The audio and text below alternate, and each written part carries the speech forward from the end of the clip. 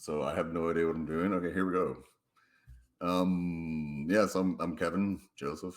I'm just some guy that's very interested in bodybuilding, and I'm here today talking with Amy Kilian. Did I pronounce that correctly? That's correct. It's Kilian, like the beer. All right, and you're a nutritional therapist. I'm a nutritional therapy practitioner. Yep. I work for a plastic surgeon, and of course, hmm I'm a bikini competitor. hmm And what attracted you to like becoming a nutritional therapy practitioner? I've always been really interested in nutrition, and it just became something that I wanted to delve deeper into. I hmm have a really supportive work environment, and working for a plastic surgeon, our patients are doing elective surgery, so wanting to do as much as I could to help kind of support them nutritionally through recovery and through surgery, and hmm found the Nutritional Therapy Association, and it really resonated with me because it matched my own kind of personal philosophies about nutrition in a way that something like registered dietitians and other types of like diestetics fields hmm didn't as much. I'm not one Sure. to want to tout the food pyramid to somebody. So Yeah. nutritional therapy was a really good fit. Yeah. Um, Sorry, my brain's like it's very. I'm pretty stupid right now because I'm like about 11 days out. I feel that we're like the equal sides of the coin. Like I'm 11 days past my show and you're like 11 days before your show. So we're about the same amount of compromised. Yeah, tomorrow I get to start like trashing my estrogen, which I'm not looking forward to. Ooh, yeah. Ha- have you eaten healthy your entire life? I have. I am fortunate in that sense. And this is also something that led me to nutritional therapy because the things I was raised with, I always say I was raised by hippies. I mean, my mom wouldn't let us buy, cereal that had sugar as one of the first five ingredients. And, she made her Whoa. own bread and she cooked at home and all these things. And my grandmothers were the same way. So like they had gardens, like, so these deep-seated nutritional philosophies that to me were just Uh-huh. like normal.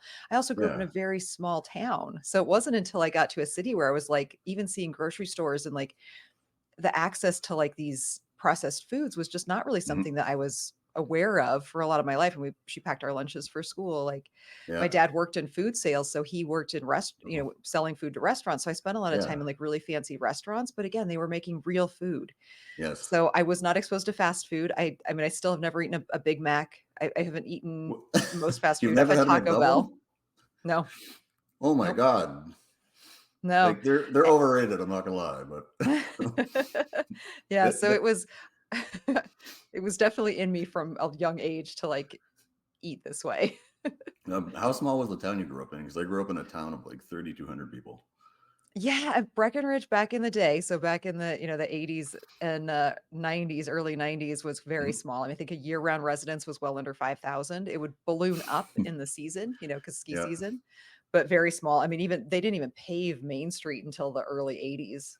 Yeah. Wow. Yeah, I Yeah. remember we didn't get like a high-speed internet until I was almost 20 because it was just too small. They just didn't bother. And then when we got it, like a kid came running down the street, like yelling that a song would download in like a couple minutes, and we were so excited.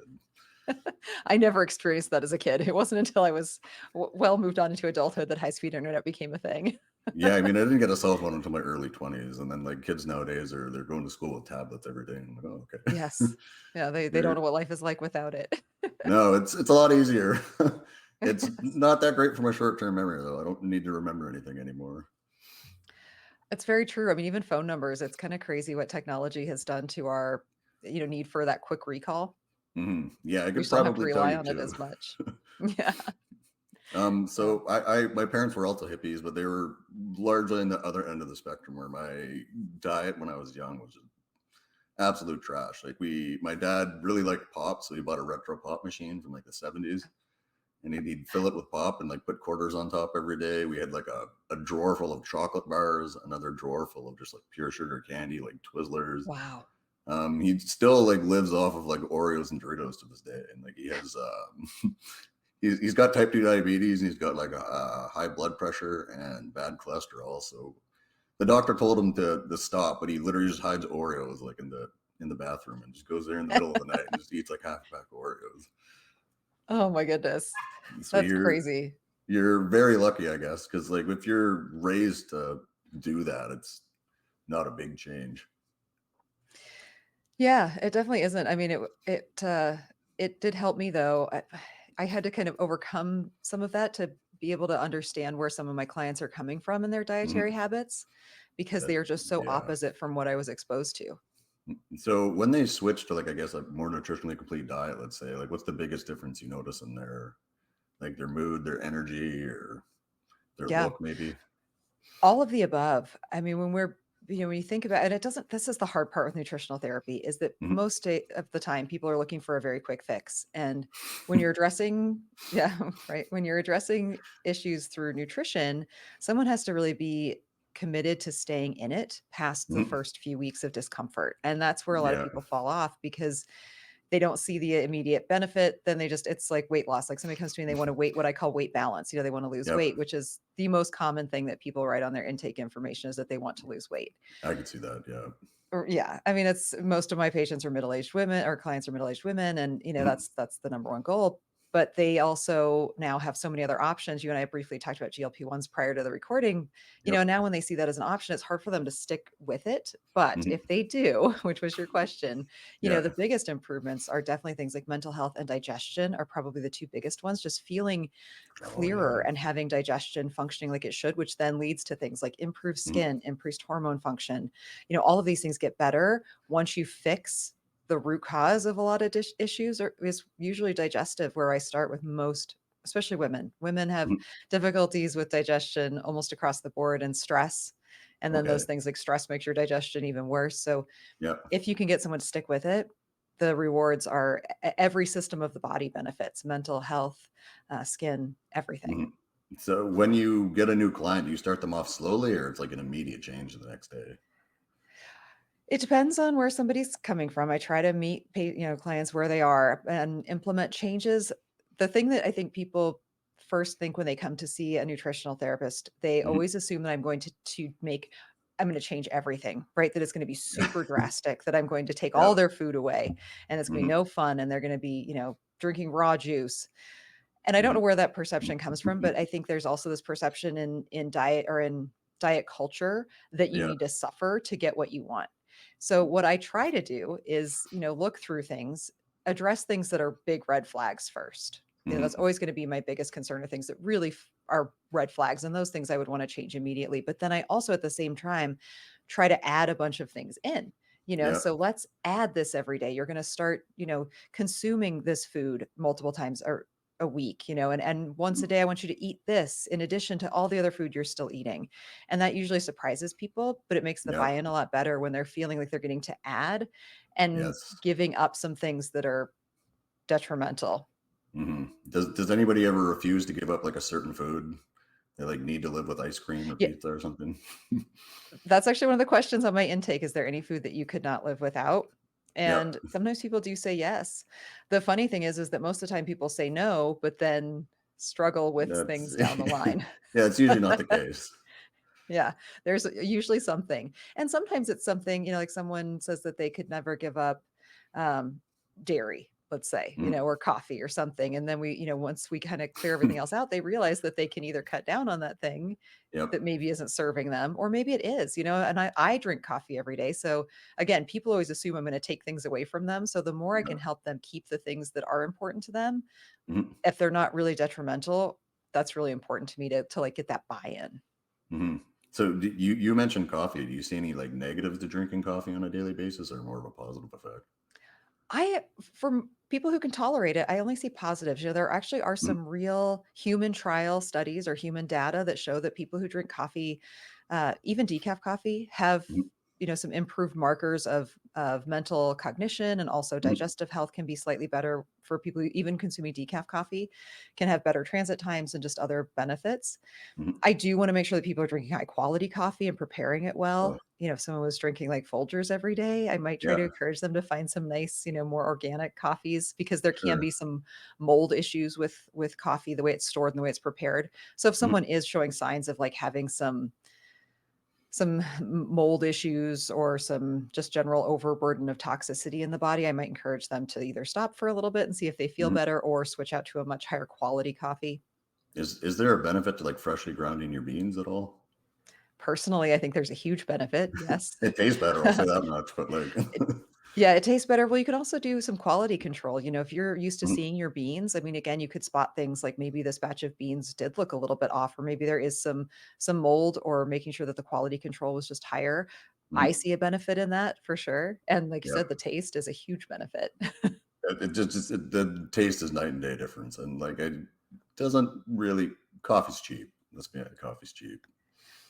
Yeah. Even good Yeah, and good coffee is worth it. I mean, I'd rather drink 1 cup of, like, really delicious good coffee than drink, mhm. like, tons of junky coffee, burnt The coffee. Usually when I drink coffee, I get up to around 8 to 10 cups a day, so just don't drink coffee. Because Well, and otherwise see, I'm what gonna I do push is I you. do half decaf, so I can, Oh, that's have smart a little actually, yeah. or all decaf at night. Like, I'll just drink decaf coffee. Mhm. That's actually one of my biggest prep hacks is decaf coffee. Is it is caffeine an appetite suppressant or just for the, like, cognitive benefits? It's both, but the reason I like decaf is because I can Mhm. drink it at night, and it kind of keeps it kind of hacks my palate. So, if Mhm. you're sitting there at night and you're kind of craving something sweet or even something just different, coffee's such a strong flavor on the palate that like sipping some Yep. decaf, like it really kind of just kills cravings. And it's also kind of just that nice ritual of like grinding the Mhm. beans and making it. And then you kind of want to savor it. You don't want to, mess up that flavor. So Mhm. that's why I use it as a hack, but in the morning, the caffeine is definitely a nice little It's metabolism booster and an appetite suppressant.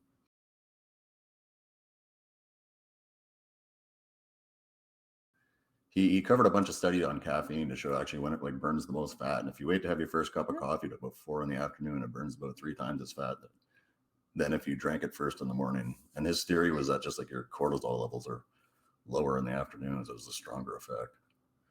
Yeah, I could see that, or maybe just that your blood flow is maybe slightly better by the end of the day or by, like, later in the day, first thing in the morning, everything's kinda still Yeah. waking up. That's Yeah, interesting. I'll it's have to look that up. I haven't heard that. I'll send you a message and I'll link it to you. But like, Yeah. if you drink coffee, you're not waiting to 4 in the afternoon. No, well, then you're never That's a gonna long sleep. time. I go to bed at Yeah, 8 o'clock. exactly. Yeah, same here. I slept like 8 until 4:30, I think. Like being a morning person is a curse more than a blessing, I think. Oh, I don't think so. I've always been a morning Oh, person, and I love it. Morning's my favorite time of but day. what happens when you have to go out with people or do anything? You're like half dead by like 10 o'clock. Well, yes, and at the Olympia this past weekend, that first night, we didn't even sit down for dinner until, after 10:30 my time. I Mhm. was rolling home at, like, 2 AM my time. I'd been up Oh, for, like, 23 hours. wow. Yeah, Yeah. that's another thing too, is like when you stay up to like 2 in the morning, people don't realize you've been awake for like almost an entire day, right? But for them, it's just like a regular weekday. Yes.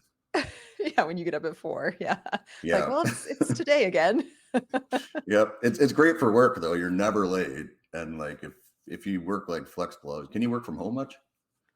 I don't like to work from home much Uh-huh. because I'm a sociable person, but I do have that ability occasionally. Like, there's sometimes a day, I would say maybe 1 to 2 days a month where I'm able to kinda work from home at least for part of the day, which is nice. It's nice to have that Mhm. flexibility, but I also don't miss the early 2020s when we were all working from home and doing everything on video. Like, I Yes. don't miss that. I I like being in mean, front of people. I work from home almost exclusively, but with that said, I'd have to Ugh. drive 5 hours round trip to go to the office. So Yeah, it's worth it to stay I, home. yeah, I agree. I could either own a place or rent a place. So I decided I'd rather own a place and just work from home. Yeah, absolutely. Yeah. Um, let's see here. So, like you mentioned coffee. So things like cream are really like high calorie dense foods. Do you try to reduce those or remove those, like for clients? This is gonna You're gonna start to see a theme here because Mhm. pretty much I will say it depends with everything because what I do is very Yep. bio individual. Like every person has a very unique approach. Mhm. Again, coming at this from, let's say, your average woman who is struggling with, kind of midlife things like hormonal imbalances, so maybe some depression or something, some mental health struggles, I'm usually trying to increase their fat intake and encourage them that fat is Oh, not bad. okay. So I actually really love things like whole milk dairy is really Yeah. good. I mean, again, for kind of helping boost those calcium levels with women. Mhm. I would much rather have someone putting a tablespoon of real cream in their Mhm. coffee than, a whole bunch of like almond milk or something that's full of fillers and is really not a high Yeah. quality. I mean, what are you getting with that? You're getting nothing, Like preservatives and a so multivitamin essentially. And not even like a good exactly. quality multivitamin. Yeah, so getting some That's nice organic pastured dairy, mhm. far better. What would you recommend as like the minimum fat intake for a woman and a man? Now this is we're talking non-competition here, so we're talking Yes. non-bodybuilder. Yes, Yeah, just non-bodybuilder. a lifestyle person, let's say. Yes. For lifestyle clients, for women, I don't like going much below 60 grams of fat. Now, of course, that Oh, is based on the overall calorie intake of that person because it's going to vary mhm. based on the size of the human. Yep. And for men, it can go a little lower, but I still like to keep it around at least that 50 to 60 grams of fat for a couple of reasons. For flexibility in eating, Mhm. so someone's not feeling so restricted in eating. And again, everyone's not a Yes. bodybuilder. Yes. So they aren't feeling like their life is so confined, and Mhm. also for hormonal production, making sure that you've got the right, balance of cholesterols in your body to help produce some of the hormones that we really need. Getting Mhm. people back to eating like whole eggs, eating the yolks, Yep. those higher fat cuts of fish. Those Yep. are things that I think are overall such a huge benefit to the diet that I don't want somebody cutting their fat so low that then they're, just eating a bodybuilder diet of white fish and Yep. egg whites. For overall health, it's important to keep those fats at least moderate for most Mhm. people. So, like, I believe I've heard Colton Lukes and I believe his name's Andrew Barry, the two bodybuilding coaches who they actually do have moderate fat diets where they recommend eating fatty meat because it's more nutritious. Is that true? Yeah.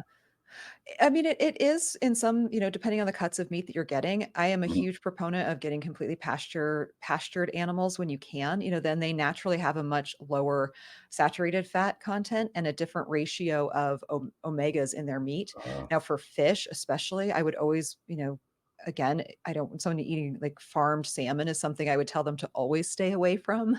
I'd oh, rather have them eating something else, yeah. just because the quality of that fat is very low.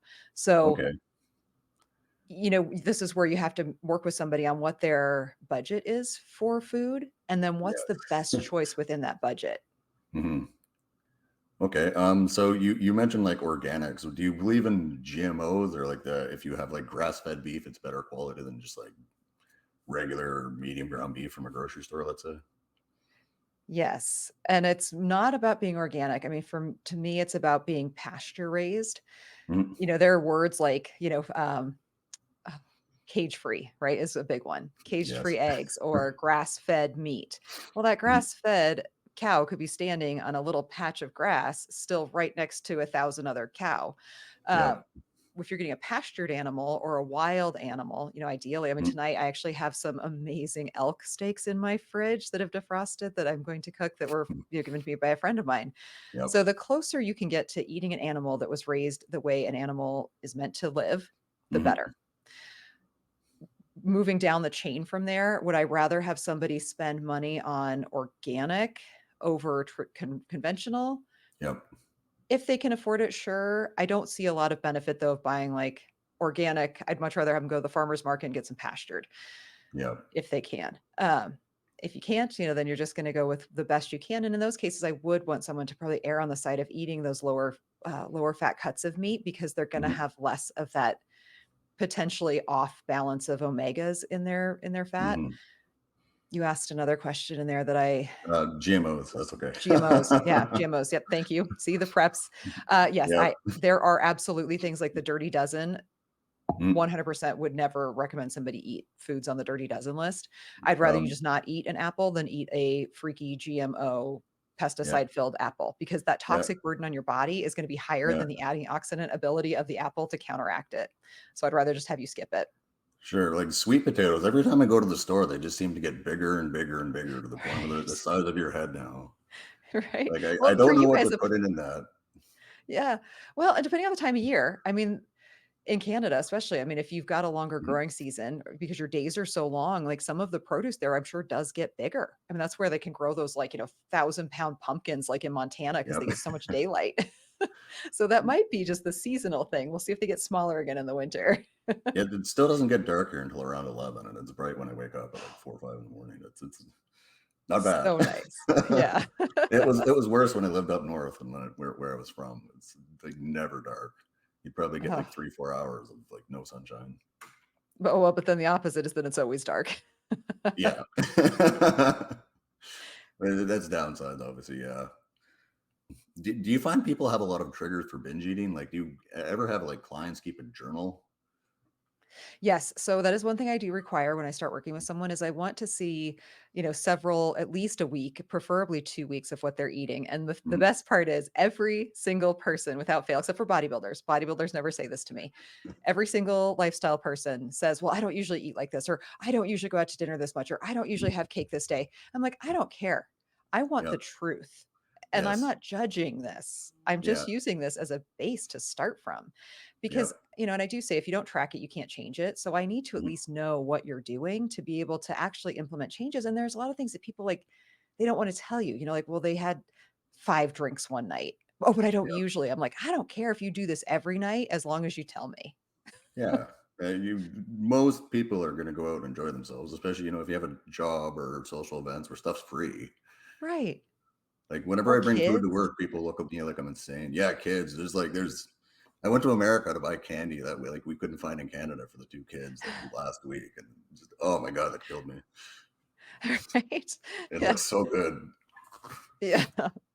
But the selection you have in the States and the grocery price there is like half of what it is here. Is it really? That's shocking because our grocery prices here in the States have probably close to quadrupled in the last 5 years. Oh, same here. Like, when I used to buy Greek yogurt, it was like maybe 42 cents for 100 grams, and now it's 80. Yeah, it's pretty nuts. The cost of, and I actually think it's maybe a good thing that the cost of some packaged foods has gone up so high. I mean, a box of cereal, that used to be you could probably get like two for $5 is now like Yeah. $7. Yeah, it's crazy how much, like, and the shrinkflation and everything else. Ever since COVID, the price has just like skyrocketed. Yeah. And it But seems I to feel just like keep one thing that drives going up. prices up here is gas. Gas is like Yeah. probably $1.89 a liter, which is, let's say, I don't know, like 7.60 a gallon. Ooh, man, that's like the Yeah. UK. Yikes. Well, the UK is bad too. Yeah, it's similar in that. Oh, Wow, that's brutal. And yeah. like you pay way less taxes than we do, like way, way less. Like probably about 20% less tax. And I would be paying 20% less tax on my wage if I lived in America, which is Wow. insane to me. And Yeah. on stocks, do you pay 50% up to 200 grand and then 60% beyond that? In the States, it's only 15 and 20. Ooh. Yikes. That's like a Yeah. penalty for like investing. Yeah, it's huge. Yeah. But like you do get free healthcare. Like, I mean, my drug coverage through work, and I combine with my girlfriend. So we have 130% coverage. I haven't paid for drugs in Wow. years. Like all my blood tests are free, so I just get them done whenever I want. Because I went doc shopping after getting like I think 12 or 13 lectures. I found some guy that just gives me whatever I want. I mean, that's the trade-offs, right? Like it gives and it takes. Yeah, but like even trying to find private healthcare here, like they won't let you. Like there are some clinics that you pay an arm and a leg for, but then they're only allowed to do like a certain amount of tests because they have to reference you back to the public health Hmm, system, otherwise they lose their license. that's interesting. I don't know if I would feel comfortable with that level of control of the government over my health choices. Yeah, I mean the saying here is like healthcare is great when you're almost dead. Like if you're Yeah. if you're about to die, it'll get done immediately. But if like you need surgery, you're probably looking at like 6 months to a year if it's not major. Oof. But So it's it's free. yes. If you have a kid, you're not going broke. Yeah. Yeah, Yeah. that's good. So Yeah. that helps a lot. Yeah. Big time. Do you believe people should get their vitamins from food instead of like even whole food vitamins, let's say? Is there a big difference? There is a massive difference. If someone's Mhm. going to take a multivitamin, which I don't typically recommend, it's interesting when you look at studies of people who take multivitamins, they Mm. actually tend to have worse health markers than people who take Oh, individual nutrient vitamins. yeah. So if someone's gonna take a vitamin, I wanna make sure that it's one that's preferably a completely methylated, especially for women, should not be taking unmethylated, like, folate, like, Mhm. synthetic folate is really not good. So I always am going to encourage people to get food from whole or get nutrition from food first, but it's Mhm. challenging. Again, like people who are afraid of eating egg yolks, who are gonna be extremely Yep. choline deficient, they might need to supplement with a multivitamin or a multi-mineral supplement. I do Mhm. always recommend for almost all of my patients a multi-mineral supplement because we are so mineral deficient. And minerals, Mhm. work in the body as cofactors. So there are a lot of things that you can't really do from a kind of stimulus standpoint with a lot of functions in the body without that right balance of minerals. Mhm. Even things like vitamin D, the what it needs to actually get into the areas to do good things. So Yep. having the proper micronutrient balance is extremely important as well as that macronutrient balance. Mhm. So there are times when I will recommend it, but again, only a methylated multivitamin or a liquid even, like a powdered. Okay. Yeah. So you mentioned individual vitamins. Is there any individual vitamin that you think everybody should take? For example, vitamin D. I find that's extremely difficult to get from most foods, other than maybe salmon or almond milk. But almond milk is fortified. Yes, and I don't like getting it from a fortified source is not the best absorbed way, especially with something like Mhm. vitamin D. So vitamin D, I do recommend, especially where we live in Colorado. We Yeah. get a average amount of we get a lot of sunlight, but our winters are definitely on the darker side. So I definitely recommend that Mhm. people supplement with vitamin D. I only recommend liquid vitamin D, so like a tincture. Oh, Because it does get absorbed. Again, the cofactors, the way it gets into your body is by going yeah. through like your teeth, your bones. So you're going to absorb it really rapidly through the mouth. Okay. So I definitely recommend vitamin D. There are other supplements that I do recommend from time to time, for Yeah. people when they're under stress, adding something in like supporting with some B vitamins, some zinc, around Sure. cold and flu time if somebody's traveling, like absolutely doing like really targeted nutritional therapy with supplementation is absolutely Mhm. something I recommend. The product line that I work with for like bigger system support is a very highly glandular based. So it uses a Mhm. lot of glandular, to kind of help get your internal organs functioning or your glands or your hormones functioning like they should be, Mhm. rather than doing like a synthetic thyroid. What I recommend for someone, the Thyrostim product has like desiccated thyroid in it from Okay. bovine or porcine sources. So getting back again as close as you can to like where that nutrient comes from, if you can get it from there first, Mhm. even eating organ meats, to help support your organs Yeah. absolutely is going to be beneficial. And if you need to take a powdered or a capsule form of like, let's say liver, or Yep. there's some great combination, like organ combination pills that you can get that Mhm. are all dehydrated and from pastured animals. Is that an okay substitute for someone who maybe can't buy, a cow heart and eat it? Absolutely. Yep. Cow heart's actually delicious because like the Oh, the blood just pumps through it so much that it's like yeah. really, really juicy. Plus it's pretty cheap. So tender. Well, but people are afraid. We have gotten so far away from eating Yeah. whole animals. Like I'm a big fan of Yeah. bone broth and like even, eating bone marrow. I mean, these things that the cartilage parts of meats and the things that people usually Mhm. throw away, like beef cheeks. Oh my gosh, beef cheeks are like Oh, my they're so favorite cut good. of meat. So, an Cheeks and tongue. oxtail. Oh my Oh, god. right? So good. Yeah, And even I'll things like eat just about liver. anything once. Yeah, right? But Even like, things like what's the liver can be strangest food you've prepared so eaten? well. Oh gosh, strangest food. I Yeah. have eaten some strange foods. I mean, I've eaten all kinds of organ meats. Mhm. Uh, when you go to like the Brazilian steakhouse and they give you the chicken Yes. hearts, I'm always Yep. like, yes, like load them up. I love the chicken Yep. hearts. I will tell you the thing I disliked that was weird the Mhm. most was I was at a sushi restaurant and they had monkfish liver pate and I was not a fan, but I think Uh-huh. back on it now and I'm like, I bet if I had that again, I'd like it. Maybe, you never know. Like I really like fish eyes, which sounds gross, but they're very good. They're so good Um, for you too. oh really? Yeah. Oh, Oh, super nutrient dense. Yeah. I just ate them because they're tasty. Not a big fan of brains. It's kind of mushy. Oh, yeah. Yeah, brain is a little weird. Yeah. Yeah, I won't be eating that again. But I tried it. Like Yeah. chicken feet are surprisingly good. I don't I know put how chicken feet in nutritious all they my are. bone broth. Oh, Yeah. okay. They're the best. They make it so I mean, the only thing that's weird is, when you're throwing them all in there and they've got their little nails on still. Yeah. Just tuck those under. They're like a foot Yeah, stick or it's kind of a toenail little sticking out. creepy. Have you Yeah. tried like crickets or like insect sources of protein? I have. Yep, Mm. I've had there was actually a protein bar brand here in the States for a while that I've not Yep. since seen. It might still exist, that was cricket-based protein. They Yep. had protein powder, they had protein bars, and I thought they were delicious. Yeah, Yeah, they used to have the same thing here at the checkouts, and then they just phased them out. I guess they probably just didn't sell, but they're pretty good if you ask yeah, me. yeah. I mean, as far as, like, I'd rather again, going back to, like, where would I rather have somebody getting their protein from? I'd rather Mm, have them having a cricket protein bar than one that was like a soy protein bar. sure. What Yeah. do you think of different types of protein, like whey, casein, pea, egg? I guess soy you Uh mentioned, and then cricket. Yeah, digestibility is always going to be key and the reason for needing it. Like I love my protein shakes, like love them. The Mhm, protein powder I use is a whole food based protein powder. It's whey free. I do mhm, occasionally do some whey, but just, I find that it does sometimes not digest as well as the whole food mhm. based. If I'm looking for a super fast acting, I will do the whey isolate that's, Yep, lactose free.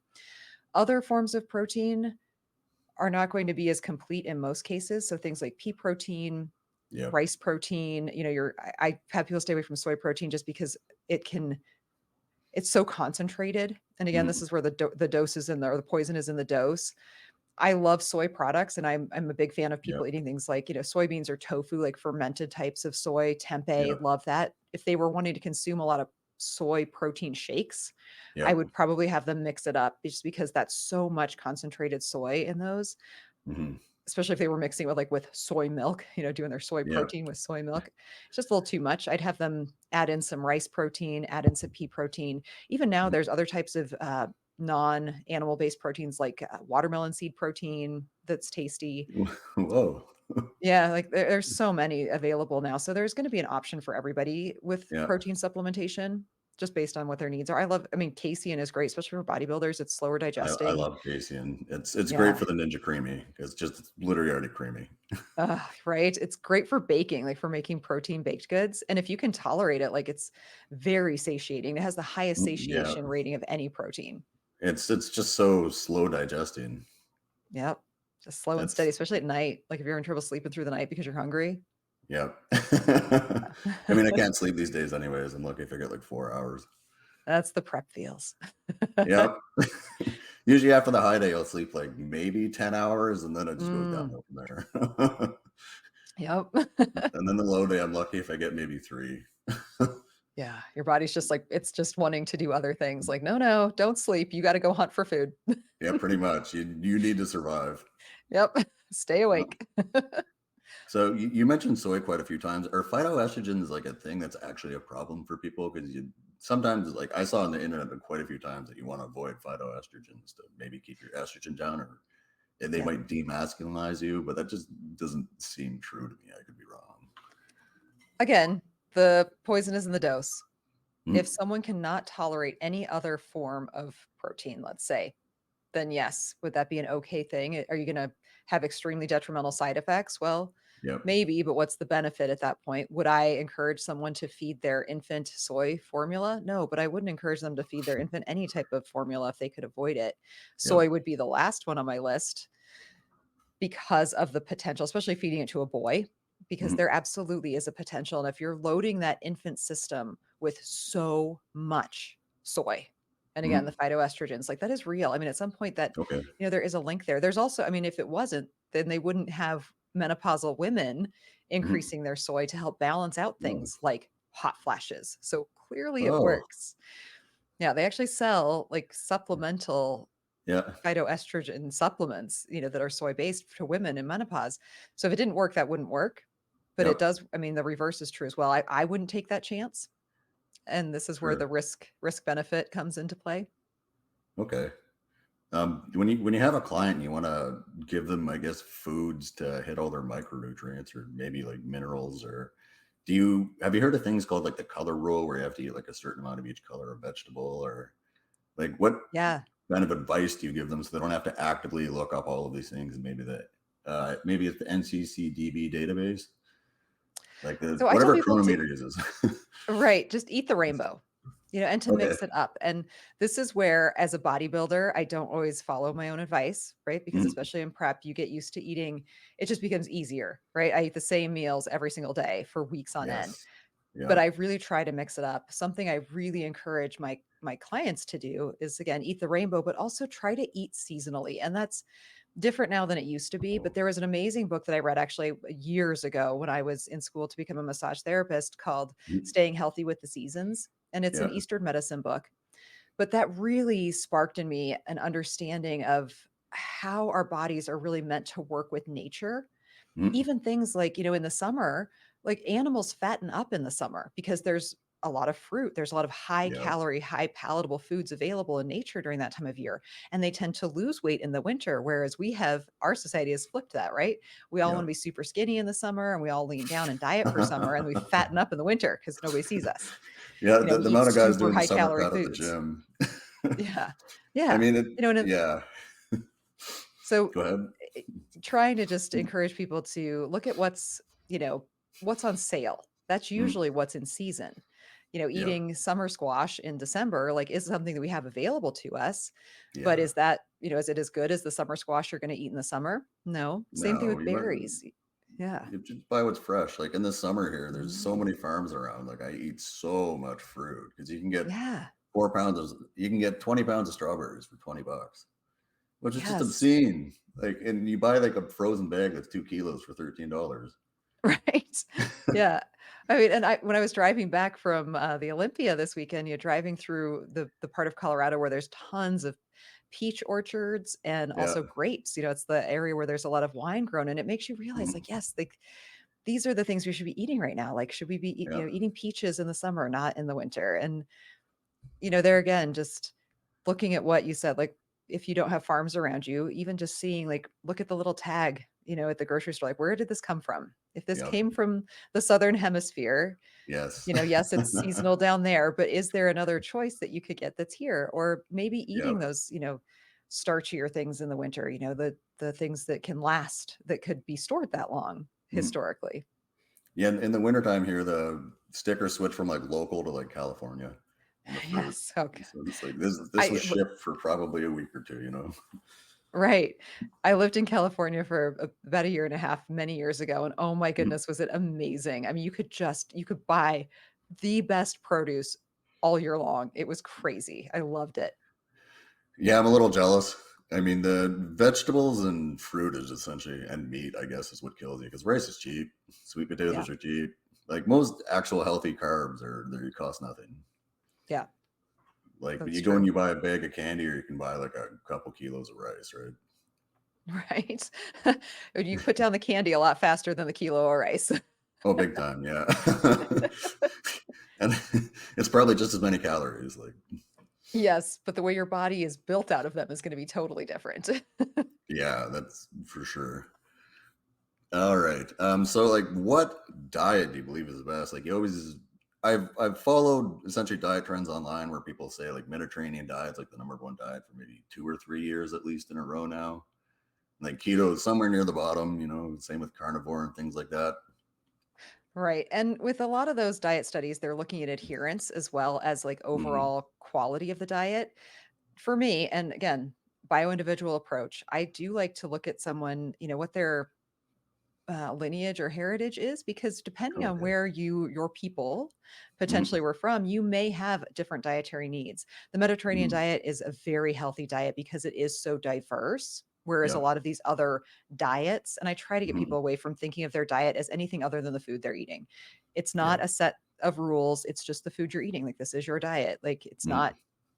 it's not pedantic. It's not set in stone. It's just what you ate today. That's your diet. Um, Yep. and more focused on what's actually fueling them. Mhm. Also, like, the dairy conversation is a good one. You process whey or casein really well. People that are Mhm. from, areas where cattle were raised and grown, tend to be fine handling dairy.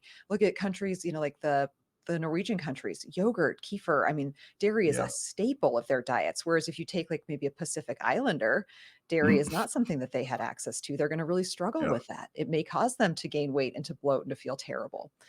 So there is not one perfect diet for everybody. There's actually a book called the Perfect Health Diet or the Perfect Health, and it's actually Mm. probably pretty close to that because it does recommend a pretty diverse whole food diet. Mm. If you're eating whole foods, a diverse array of whole foods, you can Yeah. call it whatever you want, Sure. and it'll probably be healthy. And it does, where you're from really does play a part. I mean, like, you look at Asian people who come to the United States, or Mhm. probably the same thing applies to Canada, a more Yeah. westernized world, they really struggle with weight. They also really struggle with diabetes because Yep. they're eating in a way that their ancestors did not, and that their own bodies have not really adapted to. Epigenetics are powerful and they can change throughout your Mhm. lifetime, but they may not change in your lifetime. This Mhm. it may impact your children. So, like, why do your children have super high incidence of diabetes? It's because your diet changed rapidly that then Mhm. impacted their genome. So some of these things that we see with diet and nutrition, because it's unethical to do large based double-blinded human studies of diet, right? No Yep. one's gonna sign up to live their life in a bubble and then Nope. be studied the whole time, right? And you And don't even know if they're telling the truth. right, yeah, so they're all observational and or they're based on reported data. So there's Mhm. inherently going to be flaws in any type of human study, but I always say the one thing I know is never going to hurt someone is eating a whole food-based diet. Like, if Yeah. you're eating meat, veggies, fruits in their whole form, dairy, if you are the type of person who can handle it, like, that's not never Mm. gonna be the wrong answer. Call it whatever you want. So you mentioned like lineage and digestibility and like, do you believe calories in, calories out is the only thing that matters for gaining or losing weight? Like, say somebody comes from Japan to America and they can't digest the food as well. Would that affect fat gain perhaps or fat loss? Yes, it does. That's gonna be a very small part of it for most people, but Hmm. is that going to come into play? Absolutely, because really it's about what you are able to digest and absorb Hmm. versus entirely just what you eat. We saw that with Olestra back. I don't know if you are young enough to remember Olestra. No. Olestra is an artificial fat that it probably never got approved in Canada. Well, it Okay. caused people to have terrible diarrhea. And that's basically because it was undigestible by the human body. So Yeah. they could say that these products that were fried in Olestra, fried in Mhm. this oil that is not real, Mhm. could be like fat free, right? So the people would eat like a whole bag of fat free potato chips and it Yeah. just runs out of them. Now, is Yeah. that you still put those calories in and they came out Yeah. really rapidly? Did you Yes. absorb anything? No. No. Okay. Is that really gonna help you lose weight in the long run? I mean, I guess if that's all your diet consisted of, but you're also gonna struggle with malnutrition at that point. Yeah. Plus, So, you're also probably going to expand the size of your stomach, aren't you? I mean, if you were binge eating them, they don't stay in your stomach long enough to expand it all Oh, that okay. much. They ran through fast. Okay. Uh, yeah, and Um, really your stomach is an organ that has an ability to shrink and, mm, expand and then shrink down. yeah. To actually permanently stretch it, Yes. I think can only happen if it's been surgically manipulated. Okay. So for a normal person, like, you might be able to I think really what you're more able to do is increase your, like, ability to accept digestive distress. I mean, as you've probably Mm, seen being someone who needs to consume a lot of food, at some point, the amount of food that you've put in your stomach, it'll only stretch so much before the sphincter is gonna open and it's gonna dump it into the small intestine. yep. So from there is where the problem's going to start, because if you have so much food that is not properly digested, Mhm, whether it's mechanically digested or chemically digested by the stomach, and it's being dumped into your small intestine, it can't be broken down efficiently. And then we get into this process of, okay, well, what are you absorbing from that food that is not the right pH? It's not broken down to the right mechanical size to be absorbable by the body. mhm, Are you really getting the benefit of that food? But if someone just does then continue to keep eating and eating and eating, and that process just keeps happening, and clearly yep. you're absorbing some of it because people become morbidly obese. You have to be able to push past that point of comfort psychologically and Mhm, physically to get to that point. okay. We talked about stomachs expanding and shrinking. Like you mentioned in your vlog that eventually you got used to eating less food. Do you believe that's due to weight loss? Like my original theory, which is apparently completely wrong, is that your stomach just adjusts in size. So No, it you're, doesn't. Yeah. yeah, I mean, yes, can you push it past, like, what its ability to expand to is? yeah. Yes, but that's not like it doesn't expand and stay there. It's Mhm, like kinda like the uterus in that sense that it fills as it needs to, but then it's gonna go back to its normal, hemostatic size. mhm, Now, if you've continually pushed and pushed and pushed it over time, is that size that it comes back down to when you're not full of food, mhm, maybe smaller or maybe larger based on the person? Yeah, and based on the size of that human in general and how far they've maybe pushed it in that sense. mhm. Uh, but it's not like it just blows up and stays there. It still comes back down in size when you're not filling it with food. Okay. Yeah. And how did I like, yes, I did have that point where my calories were dropped. That had Yes. nothing to do with the size of the stomach at Okay. all. That's more your body just getting used to run on the nutrients it's being given. Okay. So would you call that like metabolic downregulation or something else? It's not, I mean, when you look at the actual data, like Mhm. dieting data on humans, there's some good Yeah. studies that looked at military personnel that were put on a low Mhm. calorie diet, and also some just other short-term studies where they actually do rapidly drop people's calories and then measure their things like metabolic rate, thyroid function, Mhm. testosterone. The things that drop off fast, really fast, are going to be thyroid function and testosterone. Mhm.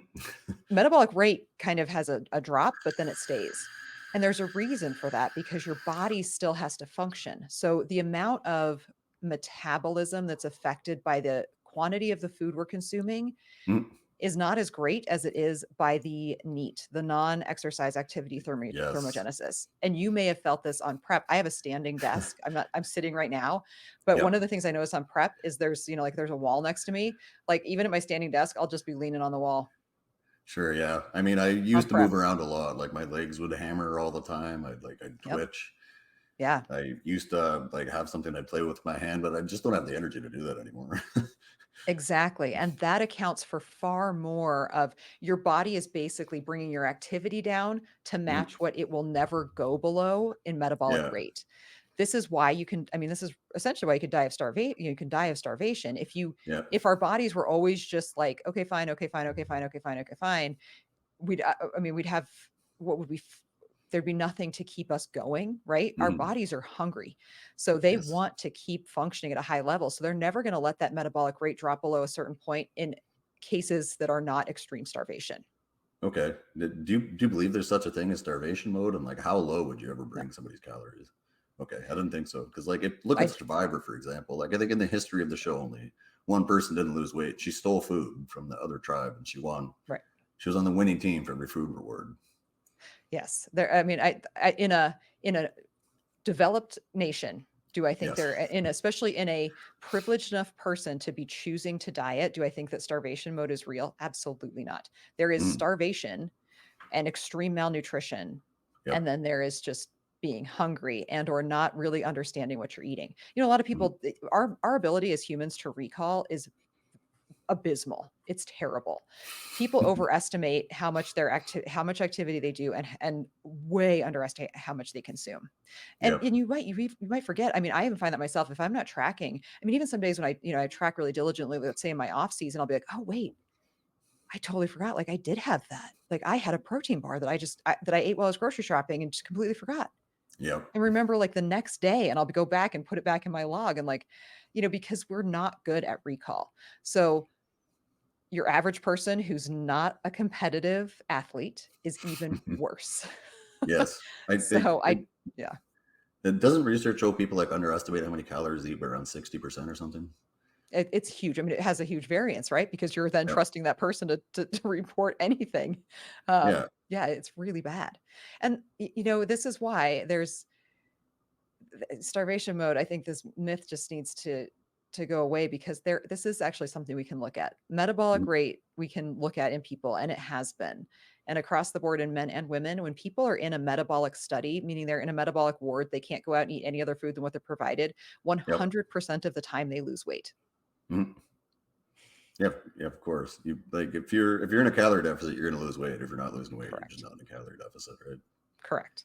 So And how low a calories need to go for a person? yep. Again, that's going to vary. If you have a 90-pound bikini competitor, she Sure. might be eating 800 calories a day. Yeah, because her needs are that low, and her cardio might be at 2 hours a day, but that's not sustainable and that's not lifestyle. No, she's You know, for probably getting in maybe like 300 calories a day after the cardio. Like that's right, nothing. it's nothing. But this is also extreme. What we do as Yes. bodybuilders is extreme. This is not healthy. No, and this is not sustainable. No one does that sustainably. And the people who do, become extremely malnourished because you're never going to be able to actually properly nourish your body at Mhm. that low of a calorie intake, regardless of your size. Mhm. So like what's the lowest you would drop someone's calories? Is there like a cutoff for you or it just depends on the person? going to depend on the person. I mean, I would never, I mean, I say never because don't use superlatives, right? I, I would doubt that I would ever recommend, especially a woman, be below a normal woman, a normal Mhm. lifestyle woman, be below 1400 calories a day. You're chasing your tail at that point. Mhm. Now, if this person again is like 5 foot tall, might they maybe be down to Yes. 1300 calories if they're really trying to like lose weight? Maybe for a little bit of time, but that's not where I would recommend somebody be or stay because it's just going to be so hard to get out of that place. Because Uh-huh. while, metabolic, you're not going to down regulate, but you definitely are going to get to a place where when you start to refeed, people are not good at refeeding because that Mhm. drive to eat is so strong, they're going to overshoot. So I'd rather pull someone down to a place that's sustainable, just make them Mhm. deal with it for a little bit, hold them, Yep. let's hold here, let's slowly increase up a little bit and then we can cut again versus let's just cut until you're eating basically Yeah. nothing and then you just eat anything and you in your mind feel like you blow up. Well, because you kind of do. Your body at that point wants you to survive. Yep. Well, it's just water too. It's water, but that I mean, and again, women really freak out, and I mean, I can't say I'm immune from that. I mean, I know that, when you have been very lean and or very dieted, when you Yeah. see the scale start to go the other way, it can be a little bit triggering because it's a mental shift of what my goal is now, and that's not always Yep. easy to do, especially when you've been praised for being a certain way or a certain size. Yep. Like after every high day, I put on probably about 14, 15 pounds. Like, Right, and can oh you my imagine a God. 120-pound bikini competitor doing that? They're gonna be freaking out. Yeah. I mean, I used to be very fat phobic. Like I hated putting on weight. I just didn't want to eat because as soon as I gained any body fat, I wouldn't like the way I looked. But like after a while, you have to get over it. It's part of the Yeah. process. See, now that you're a bodybuilder, you're gonna go the opposite way and you're gonna have the bigorexia where you're never big enough. Well, they already had that, but I wanted to be big, but never put on any fat, which is not going to happen. No. I just I don't think I've seen anyone ever do that. Well, you kind of can't because you have to be in a calorie surplus, at least Yeah. a moderate one to build muscle. I mean, and it doesn't have to be great. It doesn't have to be huge. I look Mhm. at somebody like John Jewett is a great example of someone who stays for a male bodybuilder around your Yeah. size. He's probably around 5'8", who Yeah. stays very lean in his off season, but even he, puts on some fat. He just is able to be smart about how much he increases food so that he's Hmm. not having to force so much food. And part of that too, though, is you have to be patient the opposite way, you Yeah. know? I mean, you can only build muscle so fast. Like I think they said like what Exactly. maybe this is Kurt and Paul said maybe what 3% of proteins actually used to build muscle. Like so, if you're eating like a couple hundred grams a day and a pound of muscle is 454 grams of protein, that's not gonna eating Yeah. more is not gonna put on more muscle in the span of a week. No. But, that's where that bigorexia comes in is that you're chasing that number to go up, Yep. hoping and praying it's all muscle. Yeah, it's not in my experience. No, that's Which nobody's is experience. yes. What do you believe is like the best way to deal with insulin resistance? For most people, it's losing weight. I would Mhm. say across the board, it's losing weight. And again, speaking to like lifestyle, this is not insulin resistance in a bodybuilder, but insulin resistance in a normal person is usually a weight issue and or a dietary issue. Mhm. Addressing the timing of nutrient intake is really key. Something that's become really Mhm. popular in the last 10 years is intermittent fasting, and it's something I definitely Yes. don't recommend for premenopausal women because it can cause issues with insulin issues, blood sugar Oh. dysregulation for sure, because you're consuming all your calories in such a compressed window. Mhm. It doesn't allow to have those kind of normal ebbs and flows of intakes of nutrients throughout the day that keeps your blood pressure more stable. Mhm. So you can kind of get this almost reflexive insulin resistance when you're consuming all your calories in a very short period of time. And again, that's different in postmenopausal women and men than it is in Mhm. premenopausal women. Our Yeah. bodies, when we're premenopausal, just have such a strong survival mechanism to want to be able to continue menstruation that when you start taking that away, or when you start making your body think that it might be under stress by not eating for, let's say, 19 to 20 hours of a 24-hour day, Mhm. things can kind of really rapidly start to change. And that's going to have those hormonal changes that can lead to increases in cortisol, which again can cause reflexive insulin resistance. So Mhm. if those are, you take care of those things first, and then for most people, get to a healthy BMI and it's not going to be an issue anymore. Yeah. I could.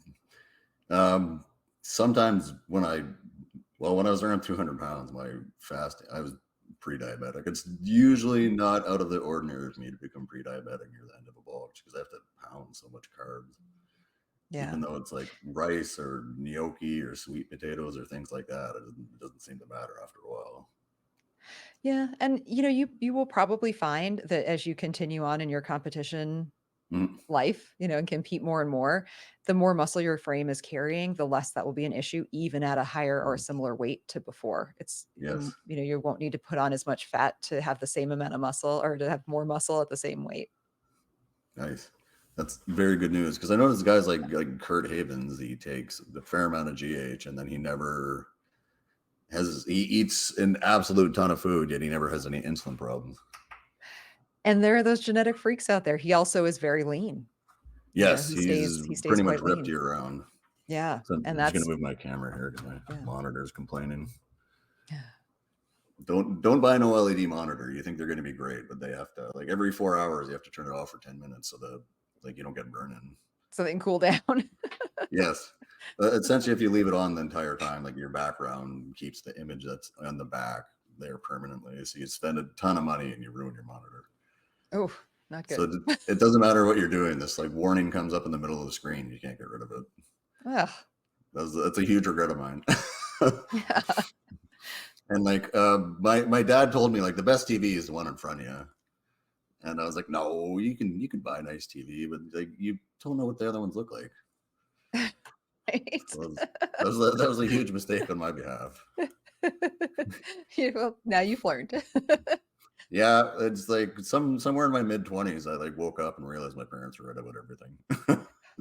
That's a hard lesson to learn. I think I agree. It was I had a moment actually when I was in my very early 20s when it was like it overwhelmingly hit me how much work it was to raise children. That like it's like, oh my gosh, like I don't know Yep. how my parents did this. Yeah, I mean, this is the first person I've dated with kids, and she's got two of them. And I was like, how do you have a life? Like, this is insane. This Like, by the becomes your time life. you Yeah, by the time you like drop them off at school, you pack their lunches, you feed them like breakfast, lunch, and dinner. You bring them to soccer, hockey, like football, whatever they're into. And it's like, oh my god, literally most of my Yeah. evenings are sitting at hockey games. Right? And then you still have to like do their laundry and again feed them. Yep, yeah, they go through a lot of laundry too, like a lot of Mhm. laundry. They just wear a shirt for like half of a day and throw it in the laundry or like pants or something. I'm like, my god, it's insane. Yeah. Pets are good though. Pets are great. They are, yes. A lot easier to manage their daily activities. Yes, I mean, you just get the older one to deal with the mess, and that's it. Right? And you give them money, which is perfect. Yes. Like, I feel like my father used us as like slave labor. Like, because we grew up in the country, we had about an acre of land, so we had a lot of lawn to mow and shovel in the wintertime because we got Yeah. so much snow. It's like a few days after we moved out, he bought like a riding lawnmower. I'm like, come on, man. And you're like, "We could have had this all along." Yeah. Now he just like drinks the beer and like mows the lawn. I'm like, what? Come Right. on. You couldn't help us out. So why did you start bodybuilding? So, going back again to my childhood, I was raised Mhm. by extremely active parents. So, my dad actually had a weight stack, like a pulley cable weight stack in Okay. their bedroom that he had attached to the wall right next to the bed.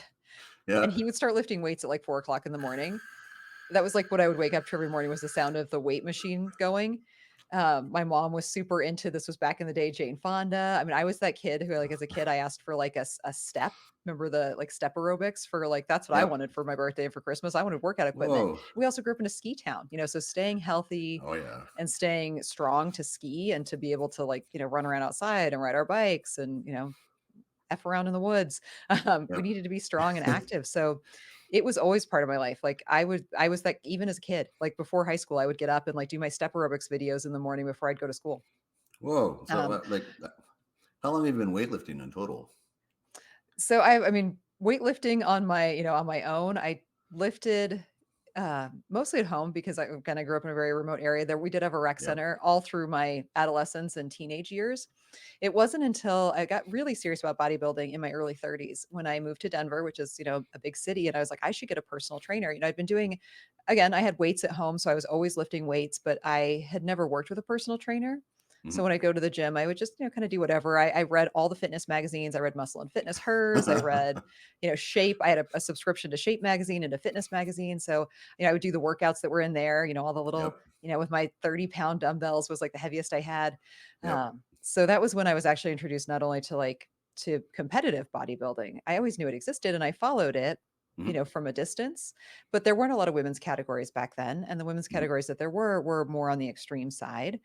Okay. Um, but when I started working with the trainer down here, there was a woman that he was training to compete in a bikini competition. And he asked me to Mhm. come in and do legs with her because she was close to her competition and just really needed somebody to kind of push her to work harder.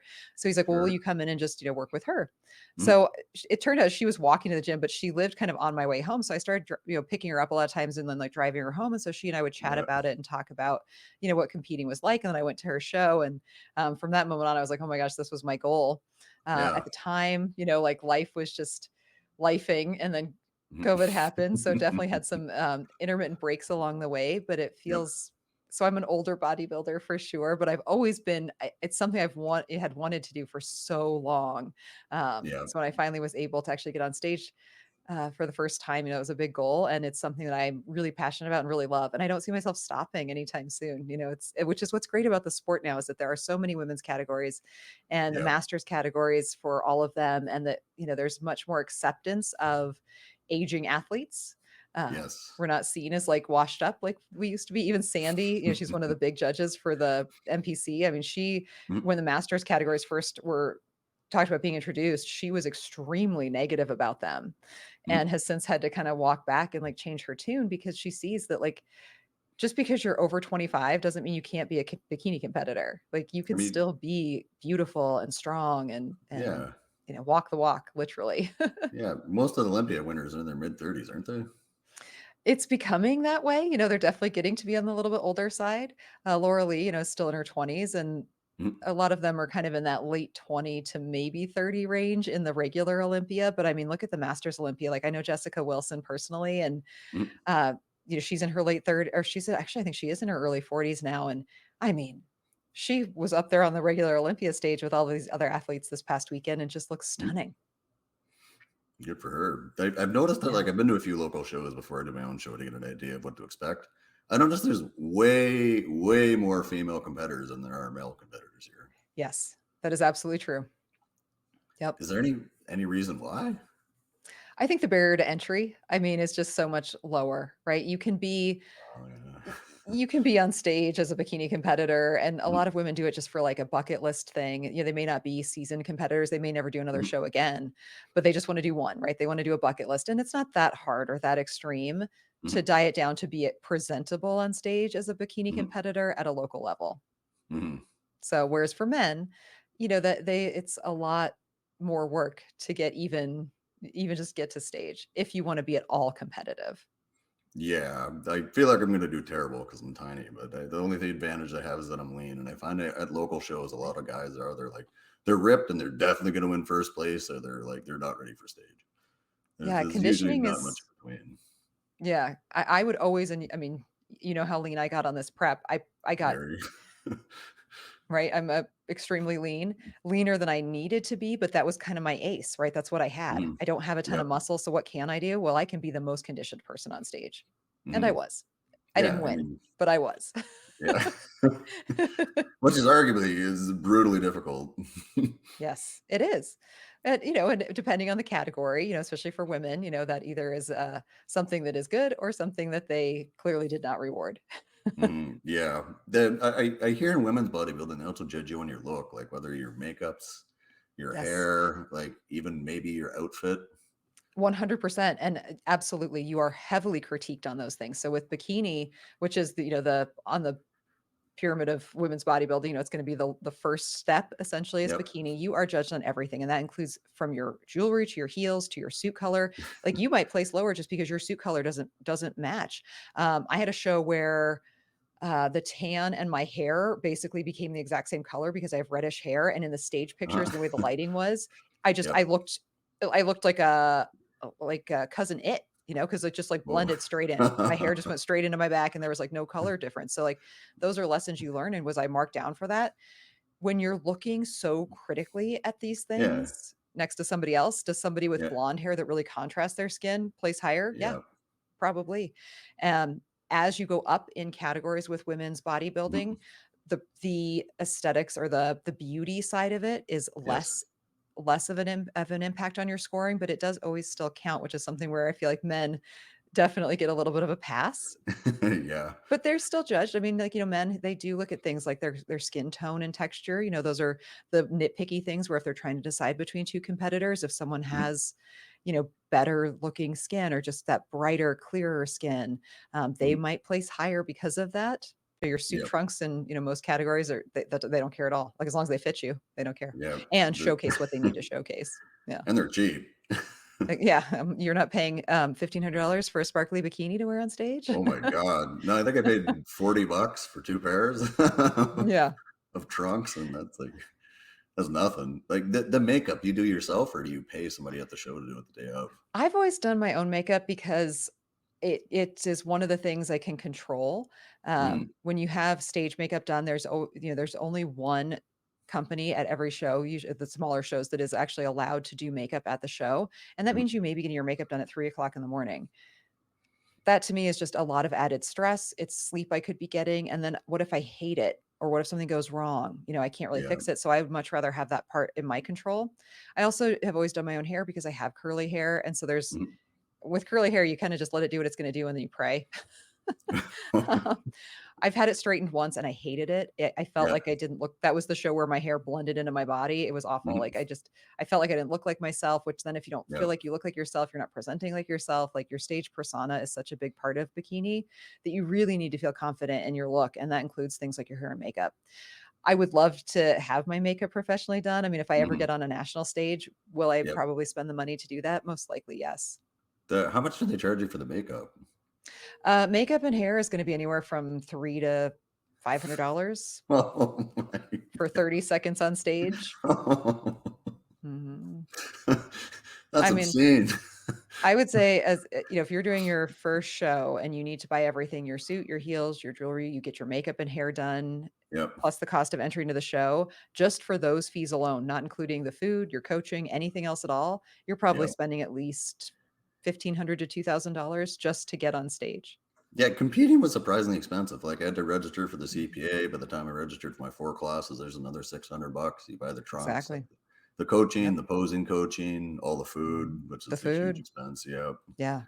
The supplements, so to speak, like, Exactly. Yeah. all that stuff adds up, like, very It quickly. adds up very quickly, and again, it's for 30 seconds. Yep. So you have I to do it because you love it. Yeah, that's wild. That's so expensive. So you mentioned skiing. Is bodybuilding the first and only competitive sport you've done? Yes. Yeah, again, growing up in a very small town, there were not a lot of girls' sports. Mhm. I did not ever do any, like, competitive sports as a kid. Yeah. Neither I did mean, I I. look back and I would have liked to, but it just wasn't really I was available. terrible. Like, I would have been a bench warmer. Like this, yeah. Yeah. So what's your opinion on like artificial sweeteners and like maybe carbonated beverages? I'm fine with, like, just sparkling water, totally fine Mhm. with. Again, these things are all gonna depend on the person and where they're at from a health and nutrition standpoint. Yeah. I would for most people, artificial sweeteners are not gonna be a big problem. Now, if someone's really struggling with gut dysbiosis, we might pull them or switch them to Mhm. something like stevia. The artificial sweeteners I definitely see causing an issue for a lot of people are the ones that end in, like, the talls, like the maltol, like, those can cause a Mhm. lot of digestive upset. I Okay. definitely try to get people to stay away from those, but things, like a little bit of sucralose or a little bit of, um, allulose or aspartame, I mean, are they Mhm. healthy? No. Are they really detrimental? No. As long as your gut health and as long as the bulk of your diet is healthy, do I think that they Yes. are bad? I don't. Um, as long as you digest them well. I would stay away from things Mhm. like maltol and some of the other like weird like fiber-based sweeteners can definitely cause a lot of issues for people. There's fiber-based sweeteners. Yeah, like things like Quest bars, the sweetener in them is Yeah. actually like a fiber, like a it's a sweet fiber. That's why they can have such a low like net carb amount because they're using this fiber sweetener.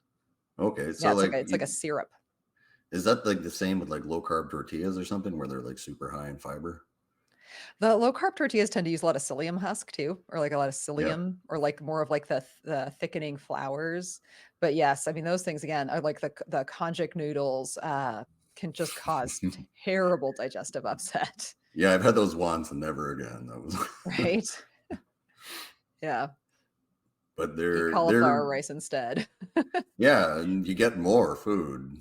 Yes, Like, and it's cheaper because one of those packs of conja noodles is super expensive. right, and it's not real food. No, it's pretty much just like fiber nuggets, more or It's just less. filler. Yeah, Yeah, and that and they're is something. rubbery. Yeah, that is something that you can definitely run into with going back kind of to the stomach conversation with people. Mhm. I try to not have people over volumize their foods for Mhm. that reason, because then you get so Uh, used to that feeling of just being stuffed that then when you oh, actually need to like eat food that has a lot of nutrients in it, you're going to feel full because they are so satiating, but you're so used to feeling just so full, that then your oh, need to overeat can kind of be a problem. Or if you then start eating, like let's say you're eating a higher quality volumetric food on prep, and then you start yep, eating candy, you're gonna yes. eat it until you start feeling that full feeling. Well, you could Mhm. eat it all day and not get that full feeling. Yeah, I mean, like, I'm a huge proponent of volume eating. I've literally lived off of Soylent. I don't know if you've heard off of Soylent. I have heard of Soylent, yes. You're gonna go, like, populate the space station living off of Soylent. Yep, I did that for 3 years when I was a student. I'd buy expired Soylent off the internet, and I paid like maybe 20 something cents a meal because it was all I could afford. I've done keto, I've done carnivore, I've done like intermittent fasting where I ate like 6,000 calories in a 4 hour period. I tried the Mediterranean diet, but like honestly, like high carb, low fat's like the best diet I've noticed Yep. for Whole me. food. Yep. Yep. But so volume eating, anyways, I got way off track there. But like I do eat for like volume, but my volume is vegetables. Like even when I Right. bulk, I usually have around 200 grams of veggies a meal. Yeah, And like and, like, in that prep, kind of it's volume is ridiculous how much I fine. eat. Yeah. Yep. I mean, Yeah. it's mostly like spinach, arugula, things like that, like red peppers, mushrooms, Yeah. Oh, those or are great. fruit. I mean, that's the right way to add volume because you're Yeah. also adding micronutrients. It's people that would eat that same, like, let's say 200 grams of broccoli with the bag of konjac noodles. Yes. Yeah. Never again. I can't do it. So you mentioned once on like uh the anabolic bodybuilding podcast that like literally you wanted from a guy is to bring your groceries up the stairs. Do you think chivalry is dead? Oh, I know it is. Yeah, I know it is. Yep. And you know what I think well, the really sad part about it is that I actually blame a lot of that on feminism and on misguided ideas of masculine and feminine just in the world in general, or of that. Yeah. I think it's so, I mean, you're gonna find this out the more you talk to me. That I'm a very like intuitive person, and I Mhm. try to stay very in tune with like natural cycles of life. But there is a reason that masculine and feminine energy exists in all of us. Mhm. And being too far one way or the other, is not good. And it ultimately ends up hurting us. For me to be like to feel good about myself as a woman, I really want to embody that feminine energy, but it doesn't mean Mhm. that I can't also embody that more masculine energy and be a very strong leader, and make sure that my team is Yeah. taken care of and make sure that, or work out hard in the gym, those things that kind of require me to have that like Mhm. more uh yang energy versus the yin energy. But Mhm. it needs to go both ways. So I think that unfortunately feminism perhaps has encouraged Yep. women to not embrace their femininity and to not see the power in it. And that, Mhm. when you don't, and the same thing, like they don't allow men to be powerful. And when you're not allowing a man to feel manly and powerful, they're not going to Mhm. want to be chivalrous. Yeah, but You're bringing them down. You're not allowing them to embody their masculine energy. could you argue that's like somewhat due to confidence though? Like if my partner wanted to take charge or do something, I'm like, good for you. All right, that's fine. Right. And I agree with that. I don't think it's a confidence thing, Mm, especially when, again, going back to that, kind of, call it like the god goddess kind of energy. Like I see a mm, lot of power in my femininity. Like mhm, it is extremely powerful. It might even be more powerful than a man at something.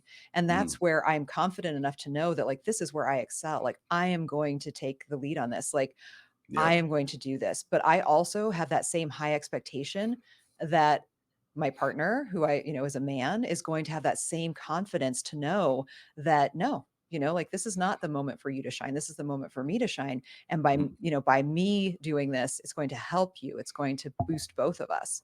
Yeah.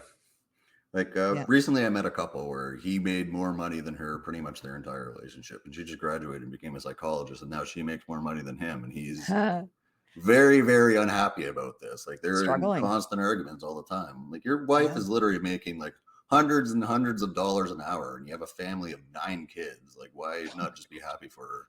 I know. Well, but that's, and those, I mean, that can be a huge problem. And that is where though, when you start to kind of whittle down at somebody's innate, like deep-seated beliefs or let's call it ego, right? Like it is Yeah, ego at some point. That can be a negative or a positive thing. Now I'm sure he's dealing to overcome those ego thoughts of I sure. need to do this and to Mhm. still see, and this is where then again that powerful female energy will say, like, it doesn't matter what I make, you are providing in this way that I could never provide. Yeah, like he homeschools the kids because he's home earlier than her. He's still like Right. he cooks, he cleans, he does all like maybe some people would say that's not the most masculine thing, but he's still doing his part to like contribute when all of that stuff's Exactly. equally Well, as and care, important. yeah, provide. I mean, that's providing, and that's the most Yep. masculine thing you can do. Hmm. It would be exact opposite. I mean, that to me at least would be an extremely, let's call it beta and or weak thing for a man to sit back and not step up and take care of his own family and his own offspring and to not see that as important. Like that to me Yeah. would be a very weak trait in a man. Yeah. I mean, you see that a lot. And even in some cultures, there's men that they refuse to cook or they refuse to take Mhm. care of children because it's just not their role, right? Right. Which is Yeah. not something I agree with, but if that's what they want to do, they can do that. But Well, and great, and if I was in a partnership like that, if that was the way that my partner felt, like that was not mm, his role, well, then he better make sure that I am fully supported to perform the role that I am dealt, yeah, that he is provided that's given me. that's And fair. that's where the disconnect comes sometimes. Yeah, definitely. The one of the guys that I knew that did this was like a part-time photographer, and his girlfriend worked full-time, and she paid the mortgage, and he just more or less did nothing. Right. So That's not okay. the balance there was way, way, way too much. Right. There's actually a book written by a woman about like how men also face sexism. I forget the Yeah. name of it, but I can find it. Have you heard of it? No, but I mean, it's very true. And like I said, that's what makes me really sad about, kind of the society of knocking men down for being masculine or for Uh, having masculineness. Um, that's just so sad. I mean, it's so sad.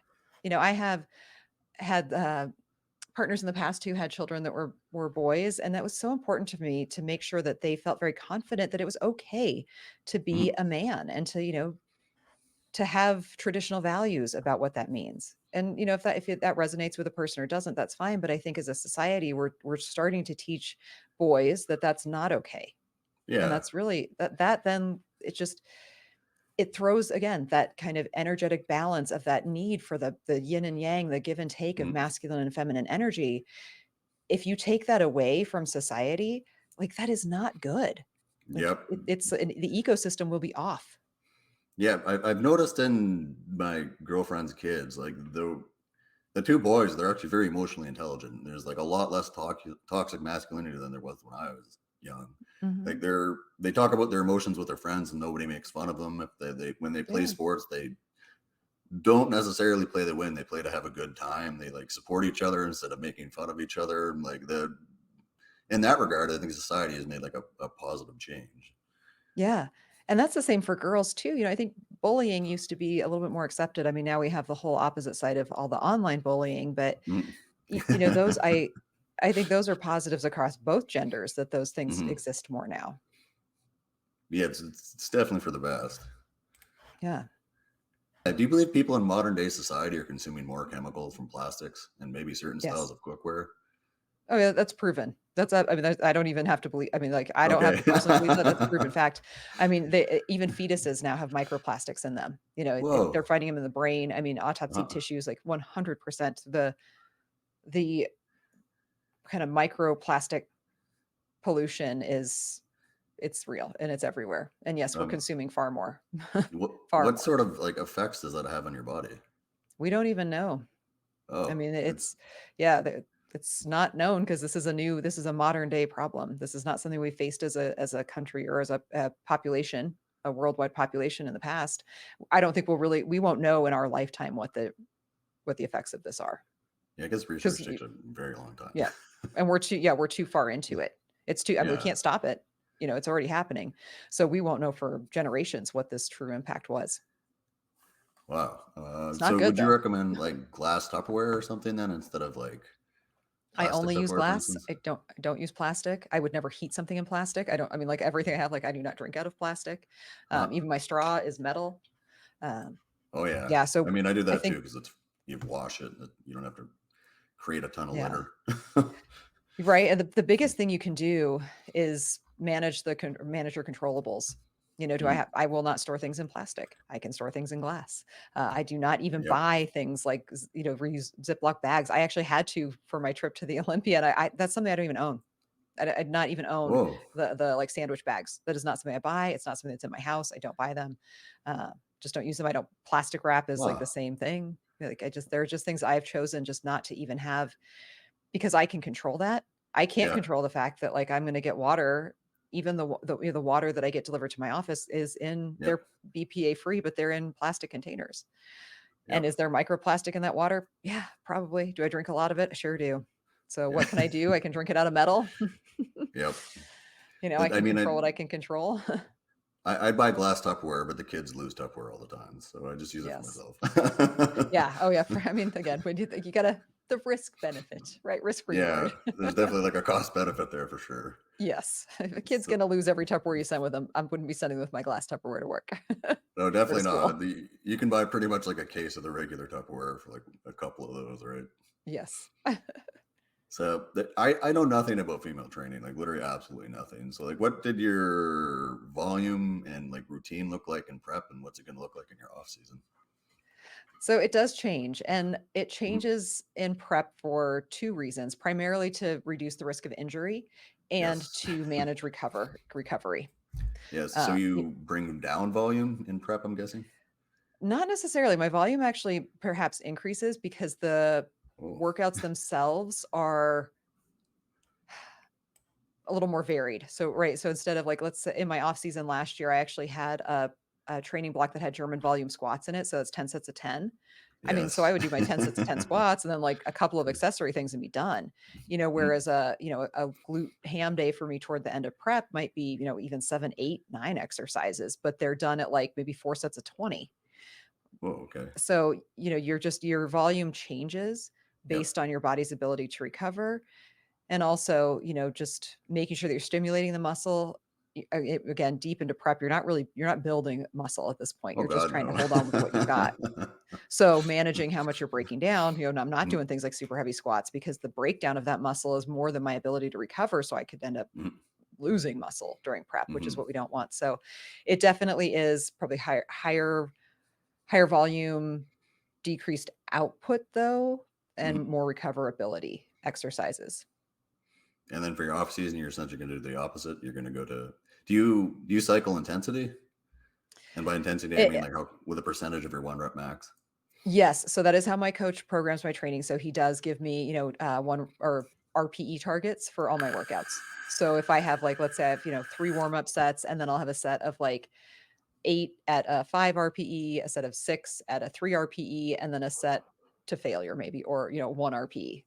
Mm, Um, you know, so I can increase my weight and then, you know, as my set goes, if I'm, you know, like today I had shoulder presses. So I may have done my first couple of warm-up sets with like 30, and then, you know, by my final set, I'm doing 60, but only for 5 reps.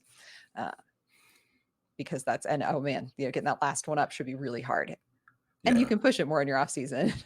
I mean, today I told them it was the definitely. first day in weeks that I didn't feel like my muscles were like actually made of beef jerky and that I wasn't going to rip them right off the bone by even picking up like a 5 pound weight. Like, oh man, those last few weeks of prep, like my muscles were dry, like dry, Yes. dry. I, So it I, feels good today to be like, okay, like they feel like muscle again, not like yeah. jerky. Yes. They're nice and hard with all the water in them, right?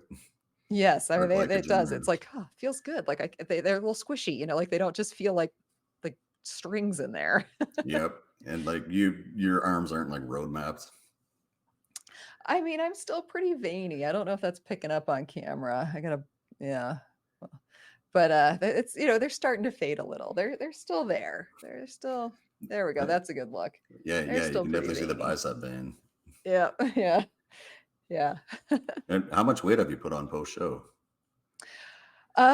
Right now I am holding some water from my road trip back from the Olympia. So I actually from show day, my weight continued. I initially had a spike, so which is pretty common. Like you're holding some water the Yes. couple days after the show. So my weight went up about 3 pounds in the 4 days after my show, but then at the Olympia, it dropped.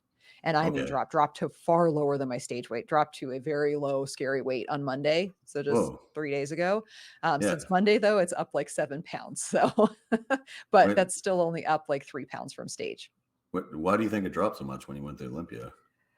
A couple reasons. I was not eating enough because it was just so busy. It Uh, was also 100 degrees in Vegas yes. and I walked everywhere. Like I was walking to and from the event Sweaty. center and well, just even though you're drinking a lot of water, like the desert heat really dries you out. Like you'll talk to other Yeah. competitors who compete in Vegas and just they're shocked by how much. I mean, like especially for like let's say a bikini competitor, they can actually end up looking too dry and too hard because they're just that heat just really sucks. That desert heat sucks it out of you. Mhm. The same thing though works in reverse. The competitors, a lot of competitors live in like Vegas, and then they'll fly to like Florida for a show and just be like a Yep. water balloon because they're not used to the Ye- humidity. Yeah, I've definitely. I think it was Nick who said like he went on a flight and he got like bad edema, like Yeah, really bad edema for weeks. yeah, Yeah, that doesn't surprise me. yeah. Is there any reason for that? Is it like an altitude change or? Oh, with flying? Yes. It's usually just a couple of things. Stress and just hydration status is usually the biggest one. Okay. Like And how where you're much? flying to. Okay. How much water would you recommend someone drinks a day? It's gonna depend on the size of the person. So I usually Okay. recommend that you're drinking at least half your body weight in ounces. I go by Okay. ounces, but I drink a lot more than that, and of course, that's activity dependent. So you wanna making sure that you're Mhm. replenishing your what you're burning off throughout the day. So somebody Mhm. who's doing a high level of activity, especially someone who maybe works outside during the summer, I mean, they're gonna need way more water than someone who's sitting at a desk. Yes. Because even things like breathing, you're constantly your respiration is expelling water from your body. Yep. So you need more than most. I think most people underestimate how much water they need to function optimally. I try to drink around 2 gallons a day. I'm not sure how many ounces that is. I get about 2 to 3 gallons a day. I'm a high water Oh, intake, but I also I'm up early and I have a very active job and life, so I drink a yes. lot of water. I guess I just enjoy going to the washroom. I don't know. It's just like it feels. I feel like you just have more energy when you drink more water. Yeah, you do. Yeah. Plus, it's somewhat filling. Like it at least gives you something to do between meals. Yes, it's oral fixation taken care of. Gives you something to Um, focus on. you mentioned oral fixation. There's been studies on like chewing gum where there's like literally an optimal amount of time where you chew gum after a meal to like increase satiation. Have you ever like Well, recommended that to a client? I haven't, but it can because it can cause some you can end up having gas if you're chewing a lot Mhm. of gum because you're swallowing air. Yes. So I don't usually recommend chewing gum before or after meals because of that issue with digestion. Yeah. But it does increase salivary activation, so you could Mhm. potentially have some benefit in digestion. Okay, so it makes you bloated. Yeah, because you're like people kind of tend to gulp down air when they're chewing gum.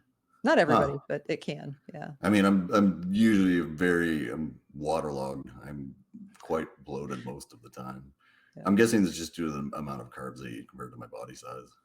Probably. Kevin, I have to run to the restroom. Yes. Sorry, because I drink so much and we're talking about water, I'm like, "I'm gonna die. I'll be right back." That's I'll be right okay. back. Take your Alright. time. stop this conversation because it's so good. But I'm like, ah, As long as it doesn't happen in the middle of the night, I'm happy. But I mean, I right. sleep maybe 2-3 hours at a time. Yeah, toward the end of prep, I would say it's about, I was getting up about every 2, 3 hours to go to the bathroom. It's actually gotten better now. I've only been getting up like one time a night. Oh wow, how much sleep are you getting now? Not enough. Okay. But that is not, that's not because of prep. The nights when I was at the Olympia, there was a couple nights I got like 3, 4 hours of sleep just because we were up so Yeah, late and I up mean so you're up early. late. The Yes. last few nights I've been getting closer to 7, but that's still not enough. Mm. But that's just, I've just had so much to do. I've been not getting to sleep early enough. Just, yeah, Are getting you the back to same as work and me, everything. where it doesn't matter what time you go to bed, you wake up at like the same time every day? 100%, which is why even at the Olympia, when I went to bed at 2 o'clock in the morning, I was still wide awake at 4:30. Yep, that's brutal. Yep, it Do you is. And you can't change it. Like, do you nap? I tried, and I mean, during the day, I have such a busy job. Like, I don't have time to nap, but I mean, Mm. I will on a Oh weekend yeah. sometimes get a little nap. Yeah, I mean, Yeah. I when I initially got sleep apnea, it took me about 6 months to get a CPAP.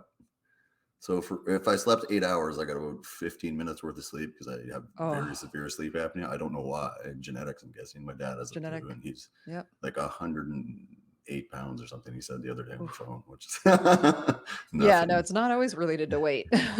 Yeah, but so essentially, like when I had that, I decided to try the Uberman sleep schedule, where you sleep 15 minutes every 2 hours. How'd that go? I mean, it was way better because like I'd sleep and then I'd start strangling near the end of it, so I'd actually get like about 8 hours worth of sleep in like 15 minutes. Hmm. So the big issue was like I was dating somebody at the time. I don't know who. I'm pretty much a serial monogamist, more or less. I think I've been single maybe like 3-4 months since I've been like 16.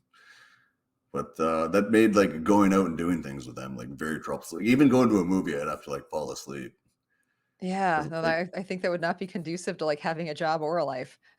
well, I mean, it's not bad if you work from home because I can make my own hours, right? And I'm high enough in the company that I set all my meeting times. That's a benefit, but not one that most people have. No, definitely not. I'm extremely fortunate, but like pretty much the only thing I know how to do is read things and write codes. Well, hey, that's all right. If you got a one trick pony, one trick, as long as it's a good one, is a good one. Yeah, like can you name an ace of all trades? Like, but you can name a lot of people that were like phenomenal at one thing, right? Yes, Like because they're the ones that excel. Einstein, the Wright brothers, but like I couldn't name a single person that's phenomenal at like 10 different things. All right, Mozart and Picasso were not the same person. Nope. So like my personal belief is that like if you're really interested and passionate about something, you should invest yourself into like maybe one or two things and just didn't focus on that. And then like other skills, like you'll meet people somewhere along your life that like no matter what you do, they're just gonna be naturally good at it. So just like use them or pay them or do something for them, like trade your skills and you'll be fine. Right? Yes. Find someone who can do it better. Yeah, which for most things, like I'm not a handy person. Like I literally broke my toilet putting a bidet on it. I don't know how I managed to do that, but I ended up buying like a $15 like bidet and then I had to replace the pump in the toilet. Which was a lot more than the bidet. Yes. So like when it comes to fixing things, I've learned to just pay people. It saves me time and frankly money. Yes, and frustration, right? Yeah, I spent a lot of time doing that. Like an embarrassing amount of time. I could have worked and bought like many, many, many bidets. Right. How much did this cost me just in my own labor? Yeah, and in terms of like, so one thing I think about dieting too is opportunity cost, right? Like if I'm on a diet and I binge eat, then like I can either by binge eating, I'm going to be on a diet for another week or two Mhm. instead of like eating and feeling like a normal person for like another couple weeks, maybe even a month because your calorie surplus is so small, right? Yeah. I had a coach say that to me. My current coach said, "I never want you to Yeah. lose the same pound twice." And I was like, "Ooh, that like on prep, like that hurts." Right? Yeah, it makes sense though.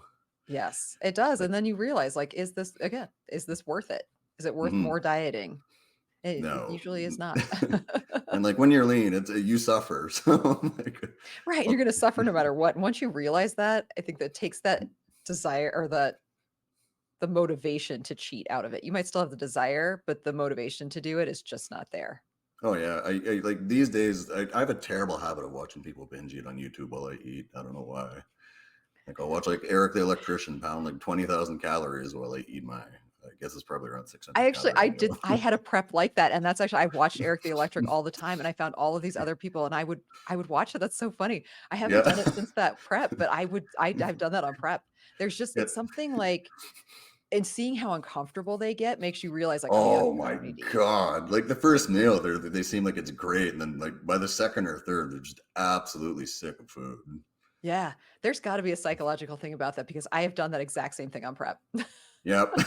It's cathartic because you're like, oh, I feel like I'm like eating that. And then like by the time you're partway done your meal and you're somewhat full and they're disgusted, you're like, well, maybe Yeah, this like, I'm isn't glad so I'm bad.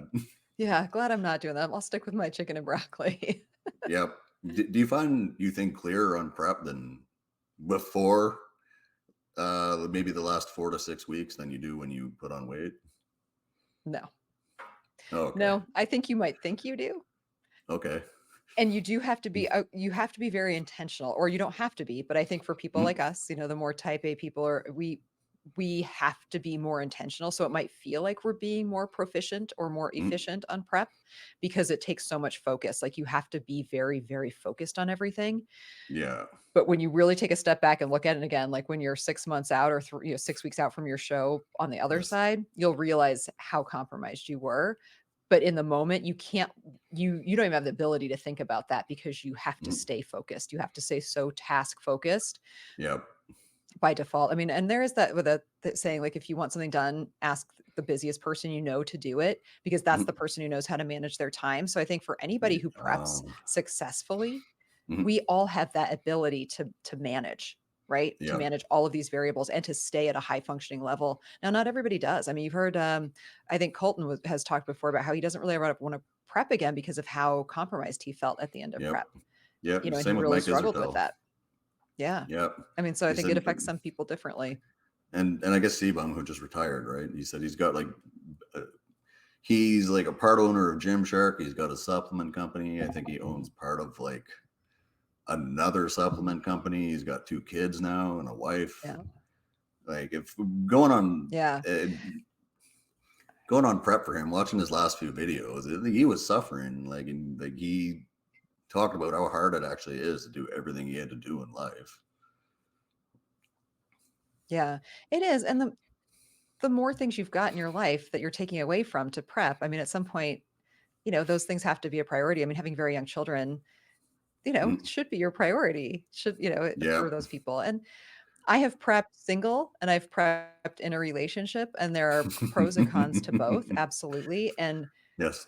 I didn't fully realize the first time I was prepping how much of a Mm. toll it took on my partner at the time because you don't Yeah. see it, and you have to remember too that that person is not getting the reward that you're getting. I mean, it's a little bit different if you're an No. Olympic athlete, unless like yes, like your partner, your spouse, whatever, feels a great sense of accomplishment as well. But when you're just doing local shows, your Mm. partner, they don't get anything from that. I mean, yeah, they get to watch you, but No. it's not like they get any personal satisfaction from that, right? Yeah, and But like you've placed in my so much on experience, it. yeah, in my experience, most women don't care that much if you're ripped, but they care a lot if you're present. Right, exactly. Yeah, and if you're able to, be emotionally available, like those kinds of things matter. And it matters, to men also when their partner is Mm, perhaps not emotionally available and or uh, you know, hormonally available. Let's put it that way to keep it very PG, like those things do impact a yeah. relationship. Yep. Yeah, I don't know. I put warnings in place. I was like, this is what you'd expect, and this is the timeline. She's like, that's okay. I can Yeah, live with that. and that's communication is so key. And I think if you don't know what to communicate in those situations, like that's where it can become really hard on the partner, on the other person in your relationship. Yeah, if they don't know what to expect, and all of a sudden you disappear for like the last 6 weeks, and you're like a shell of who you were, they're like, what's going Yeah. on, right? They're like, why are you doing this? Right. Or if they think you're never going to come back from it, like Oh yeah, they yeah. think that this I is tell just her who when I you are start now. eating again. Like I think Right. Maybe a few days after the show. I think on October 30th, we're going to like a haunted corn maze with our kids. Oh, fun. And then like sometime in January, I'm like, we're going to Disneyland. Yeah. You know, those are those life things. I mean, you know, you want to live your life. Like you get one life. Like do the things you want to do, but don't miss out on the things that you could have had for one goal. Yeah, like the hardest thing I've found is like you're just so lethargic. It's getting started, but once you get started, you remember how much you actually enjoy doing that stuff. Yes. Yeah. Oh, for sure. And I mean, there are things on prep that just are hard. Like for me, it's I think I mentioned one of my vlogs about cleaning. Like, man, when you get that or when the motivation strikes, like don't miss out on it. Like if I feel like I want to clean my Venetian blinds, like clean them. Like clean them Yep. now. I If I mean, want to obsessively vacuum. Yeah. I'm a slob as is, and like on prep, it's gotten terrible. It's So that my motivation. Yep. my partner came over and cleaned my place like the other day, and I was like, "Oh my god, that's what the floor looks like." Like, Like, who knew how much rice cake dust is on my floor? yeah, like popcorn, air popcorn is usually my guilty pleasure. Yes. All right, so like some people experience excessive hunger, others don't. Do you have any insight into this phenomenon? Like, do maybe some people produce more leptin and less ghrelin? Is it something genetic related? Yeah, I think there can be a lot of reasons. I do think that there is absolutely a physiological issue for some people, right? Your Mm, levels of, like you mentioned, you know, hunger and satiation hormones could be off.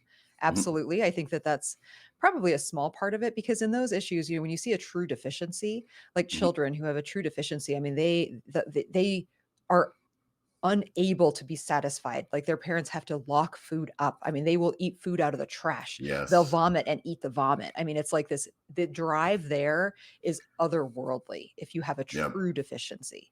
I think for most people who have excessive hunger, almost always it comes back to something mental that they're trying to cover up with food. Mm, It's anxiety related, you know, so they're trying to eat to cover up their anxiety mm, or to suppress feelings or yep. emotions, you know, that Mm, usually comes that's usually what it comes down to. Now, if you're eating really low quality food, your body's urge to consume an adequate amount of protein to maintain functioning levels of protein is mm, very strong. So if you're not eating any protein or any quality protein, you could absolutely feel like you are starving even though you're eating a yes. ton. So that's real, but Mm, that's not a hormonal regulation issue, and it may not be a mm, mental issue, but it is definitely a dietary issue. So if you're eating extremely unbalanced diet, that could yep. be the cause of your extreme hunger for sure. I asked about like fat intake earlier. How much protein intake would you recommend for like, let's say, a lifestyle client and then a bodybuilder? It's gonna vary based on your ability to tolerate how much you can digest it for Mm, men and women. I personally like a higher protein diet, so that is where I tend to encourage people for satiation and for muscle building, absolutely, especially for yep. women. Keeping around a gram per pound of ideal body weight is what I shoot for. So if someone is a lifestyle Oh client and wow. they are trying to weight balance or lose 30 pounds, you know, I'm not Yeah. going to have them eat that pound per gram of body weight where they are. You know, maybe you Yes. go zero point 0.8 or look at what their ideal body weight would be and start there. I always find it surprising when people struggle to eat enough protein because if my coach said you can eat unlimited protein, like I would eat just protein all day long. Like I love it. I'd be eating whole chicken for breakfast. Like I love Yeah. protein I and I mean, digest it well. I loved keto. Oh my god, it was amazing. I could like just Right. eat meat all day, every day for the rest of my life. Yes. If it was actually effective. Right, absolutely. It does not maybe for a micronutrient standpoint, not the best. So for No. men and women, I keep that same recommendation though. You know, a zero point 0.8 to 1 pound per a gram per pound body weight. Is there any way to help digest protein, like probiotics, for example? Like Not maybe probiotics, but I bromelain? do like Okay. digestive enzymes. Okay. Bromelain is great. Adding pineapple, you know, is a great way to like help Yep. digest food, and bromelain is a good one. I also just like making sure that you have enough of the actual like uh, digestive enzymes in your stomach and the ones Mhm, in your digestive enzymes in your mouth. Chewing your food properly is a big part of it, especially with protein. So making sure that you're mhm, masticating that food appropriately and breaking it down in the mouth mhm. before swallowing it is going to help. And then also Yeah. making sure that you're not overly diluting your stomach acid by drinking like excess water with meals or Mhm. uh, if you're eating, there are some theories that the order in which you consume your food is going to affect digestion, which is true on a very small scale. Um, if someone was really struggling with Yeah. that, I might implement something like that. But for your average person, I think that that's jumping the shark, as they say. Like Mhm. you're losing the forest through the trees on that one. Yeah, plus, that's a strange way to eat. Like, have you heard of the glucose goddess? Yes, yes, I have. Yeah, Yep. one of her recommendations to like lower your fasting blood sugar is you separate your protein, your carbs, and your fat, and you eat them one at a Right. time. Like, who wants Yeah. to do that with their meal? No, You, it's you tip, ridiculous. And yeah. like, show me scientific proof that that works I in a doubt it. I meaningful mean, way. like, Yeah. how much faster or slower are things gonna get digested if you eat it like 2 minutes later? No, they're not. That's my point. Like, I mean, if someone was having like severe struggles with digesting something, but then I'd be Mm, looking at what else was going on, because that's not just a consumption issue at that point. There's mm, something else deeper in the gut that's causing those issues. Because okay. all that food's getting packed into the small intestine, which is where the Yep. magic is happening. It's not about what Uh, happens in the stomach. Getting to the stomach, that's what I mean about properly chewing it. Rice is one, especially with bodybuilders. It's really easy Yep. to just swallow rice and not even chew it, Yep. which can cause a lot of digestive issues. So Yep. actually making sure that you're breaking down your food mechanically in the mouth appropriately, Mm, um, not swallowing it whole, not blending it into a shake. That's a mm. big thing that you can do to help with digestion. Yeah, I was gonna ask about liquid food, but you just mentioned blending it into a shake because it doesn't digest as well. I would not recommend. Nope. Yeah. Nope. Like one strategy I use when I eat less is I start with a gigantic soup spoon and I go all the way down to like a little espresso spoon and then I Right. eat my meals with this mega tiny spoon. And yeah. Oh my God, what? This is my baby spoon. This is what I eat my meals with, and I have I wish I had a tiny fork to show you too. You should see how small my fork is. It's like Whoa. the fork they give you to eat escargot with. Oh, crazy. When Yeah. I eat my popcorn, I use chopsticks. Ah, So to yep, just shovel chopsticks. it in my mouth. Yep. Chopsticks are actually a great tool for mindful eating. Like, they really are, to make you kinda slow down, because you can't just, I mean, you can shovel it in with a chopstick. You can use a chopstick like a bulldozer, right, and just push the food Yep. in, or like a plow. But if you're actually picking food up with chopsticks, like, it's a very mindful way to eat. Yeah. Like I found it makes it easier because if it takes you, let's say, an hour to eat versus 15 minutes, then you only have to wait so long for your next meal, right? Right? So it doesn't feel like you're suffering as much that way. Right. It's like feeding a newborn. That's actually something I'll tell people to do, is like set a timer. Set a timer on your phone, like when you take your last bite of food, Mm. and like see how long it takes you to start thinking about food again. Oh, probably Like about that 10 helps us minutes. decide, right? But that helps you decide, like, was that meal that you just ate actually satiating, or was that candy Yeah. corn that you ate actually satiating? Do you find people are like, I realize proteins generally touted as the most satiating micronutrient. Do you think carbs or fat are more satiating? Like fat digests slower, doesn't it?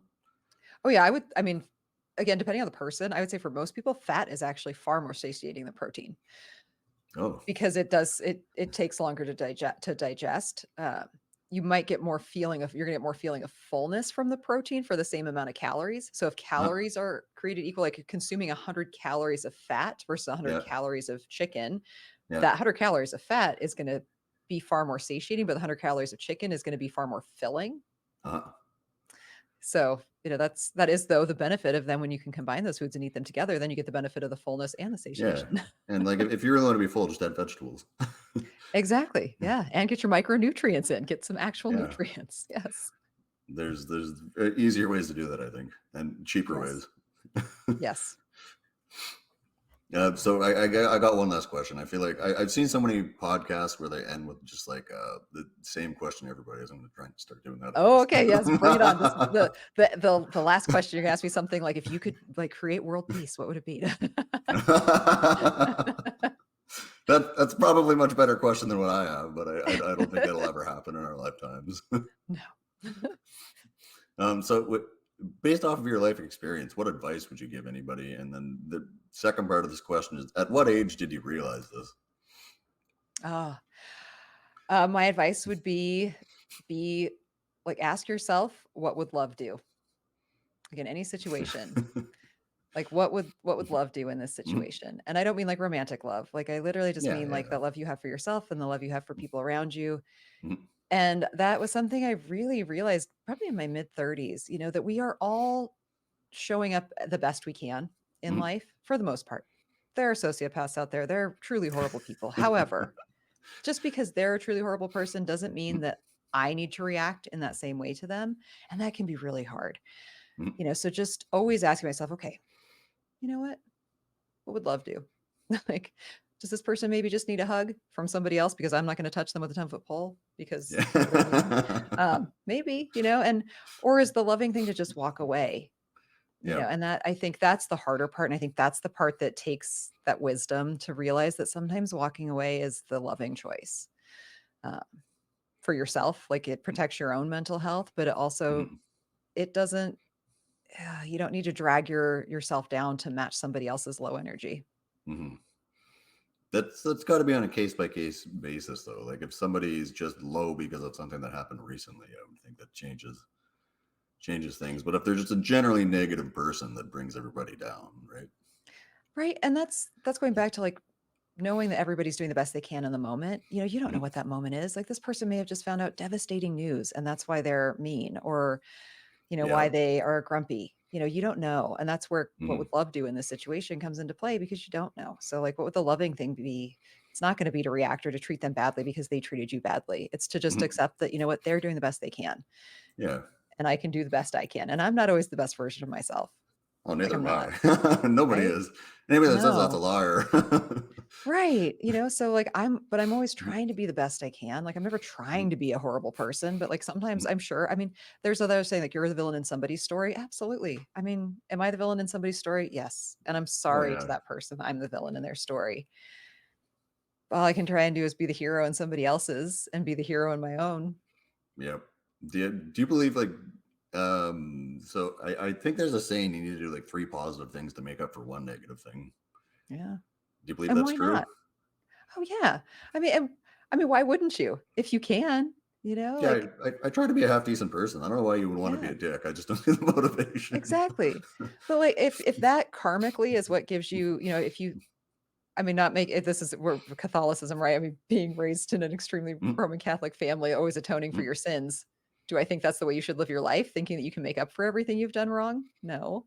no. But if you can make somebody's day every day, and if, oh my goodness, if you could make three people's day, like, wow, like, Yeah, that's it's huge. awesome. Yeah.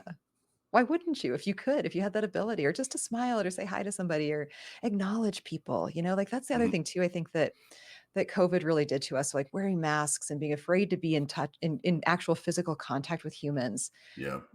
like getting back from that and like not being afraid to see people, like to really see them and to like Mhm. to be there and to hold space for someone to be there with you.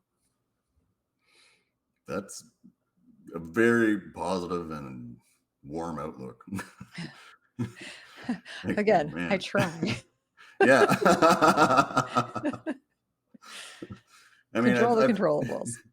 I've just met people in my life that I'm like, I want to be nothing like you. That's pretty much my only Right. motivation there. Oh, hey, I meet those people all the time. I mean, I work in a challenging field where I'm dealing with people in challenging situations with Yeah. emotion and money and all these Yep. things. And there are a lot Yep. of people that through their bad example, I have learned far more about the person I don't want to be. Yes. I mean, everybody must come in there essentially unhappy, right? Or unhealthy, which makes them unhappy Yeah, to a certain unhappy degree. or like searching for something, but not all of them. I mean, some of them just want to feel as or look as good as they feel because they feel Oh, great, but they look not so great. So those yeah. people are amazing. But then you've got these people that are just chasing the dragon of aging and oh, they're always unhappy. You're never going to win that battle. I'm sorry. No, Take as gravity many and peptides as time. you want. You're going to get old. You will get old. Yeah. Like, we can keep you looking good, but if you're a Yeah. mean person, we can only make you look so good if you're still nasty. Like, there's no Yeah. amount An of inside facelift and that an can force you outside. to smile. That's very true. Like you were talking earlier essentially about like you don't know what's going on in somebody's heads. You don't know if something bad happened. Like so, I thought to myself, if I could read minds, I'd probably use it to play the stock market or something. And I was like, this woman's a way better person than me. Yeah. I mean, reading minds though, you could do the stock market, but there's still that wouldn't get you all the way there. No, definitely You got to be able not. to see the future. Yeah, that'd be amazing. I mean, if I could travel back and forth in time, I'd probably change a lot of things. Yes. Think of what you could accomplish. All that money. Yeah, I wouldn't be working, Exactly. You'd be and I using all the money you've made to do good. Yeah, I mean, and I wouldn't have wronged people in the Exactly. moments that like I reflect on. I'm like, what was I thinking? Ah, right, and no one wants a life filled with those moments. Yeah, Like, I mean, what's the everybody has a few, right? Nobody's Yep, perfect. absolutely, everybody's got one. That's why I said everybody's the villain in somebody's story, and you probably know what made you Yep, the villain. I do now. I do now. Hopefully, they've told you no. But usually there's like a feeling of dread after you do it. Where you're like, oh my God, I Right, need to like, think I was before I not my speak best or self in act. that moment. Yeah. Yeah. Anybody that Yep. says they have no regrets, I'm like, ah. Ooh, that's a dangerous person because that person has no emotion. Oh, yeah.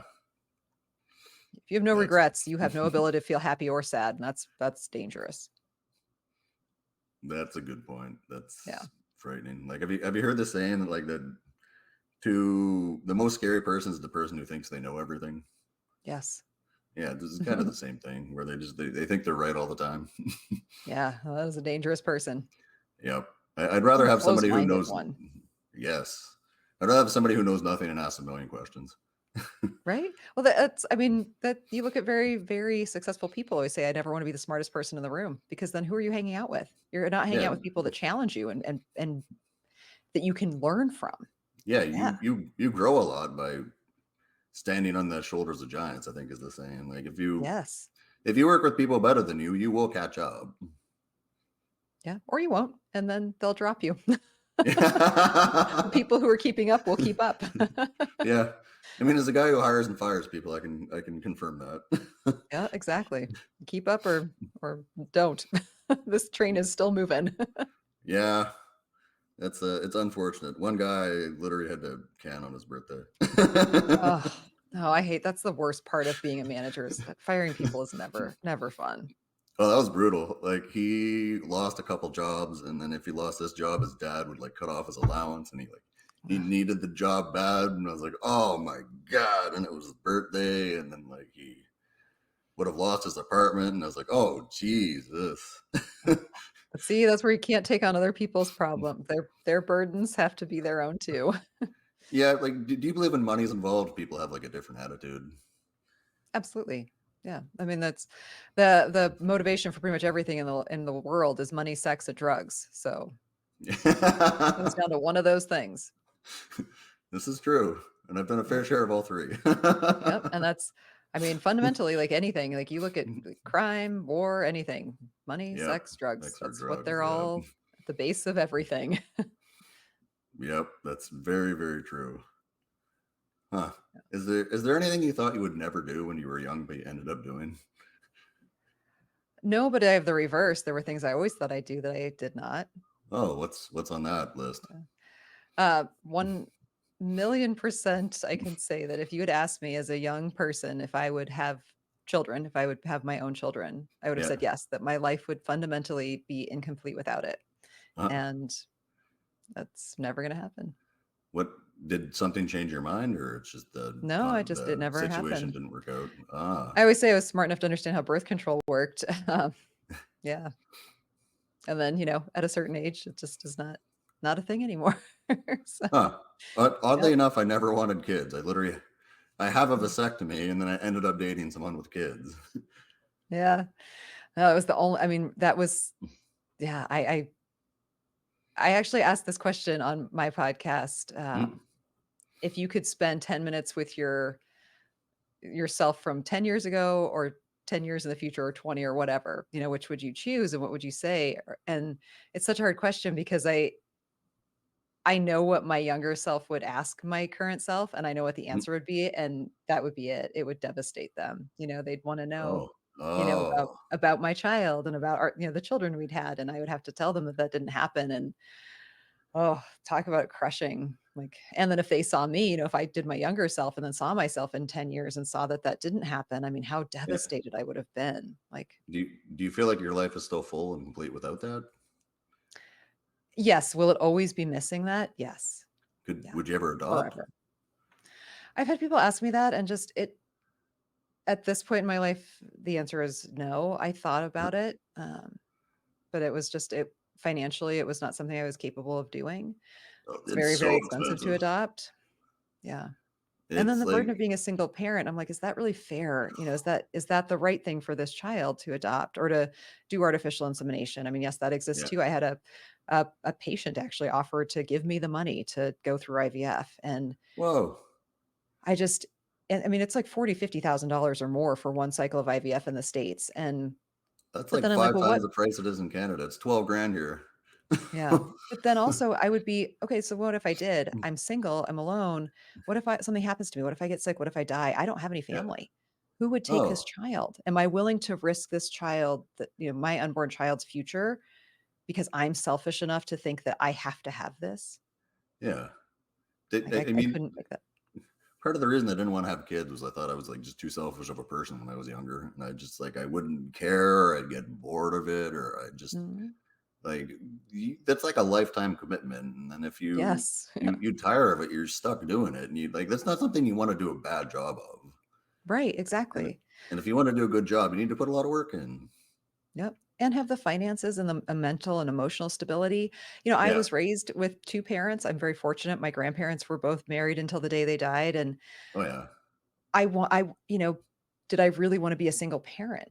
Knowing that I was going to be a single parent, Yeah. like, choosing to be a single parent, Yeah. spending money to be a single parent, like, that to me was like, "Wow, is that really the right choice?" Hmm. And I decided it wasn't. Do you think you replaced it with something else in your life? No, there's no replacement. Nothing can That's a ever good answer. replace that.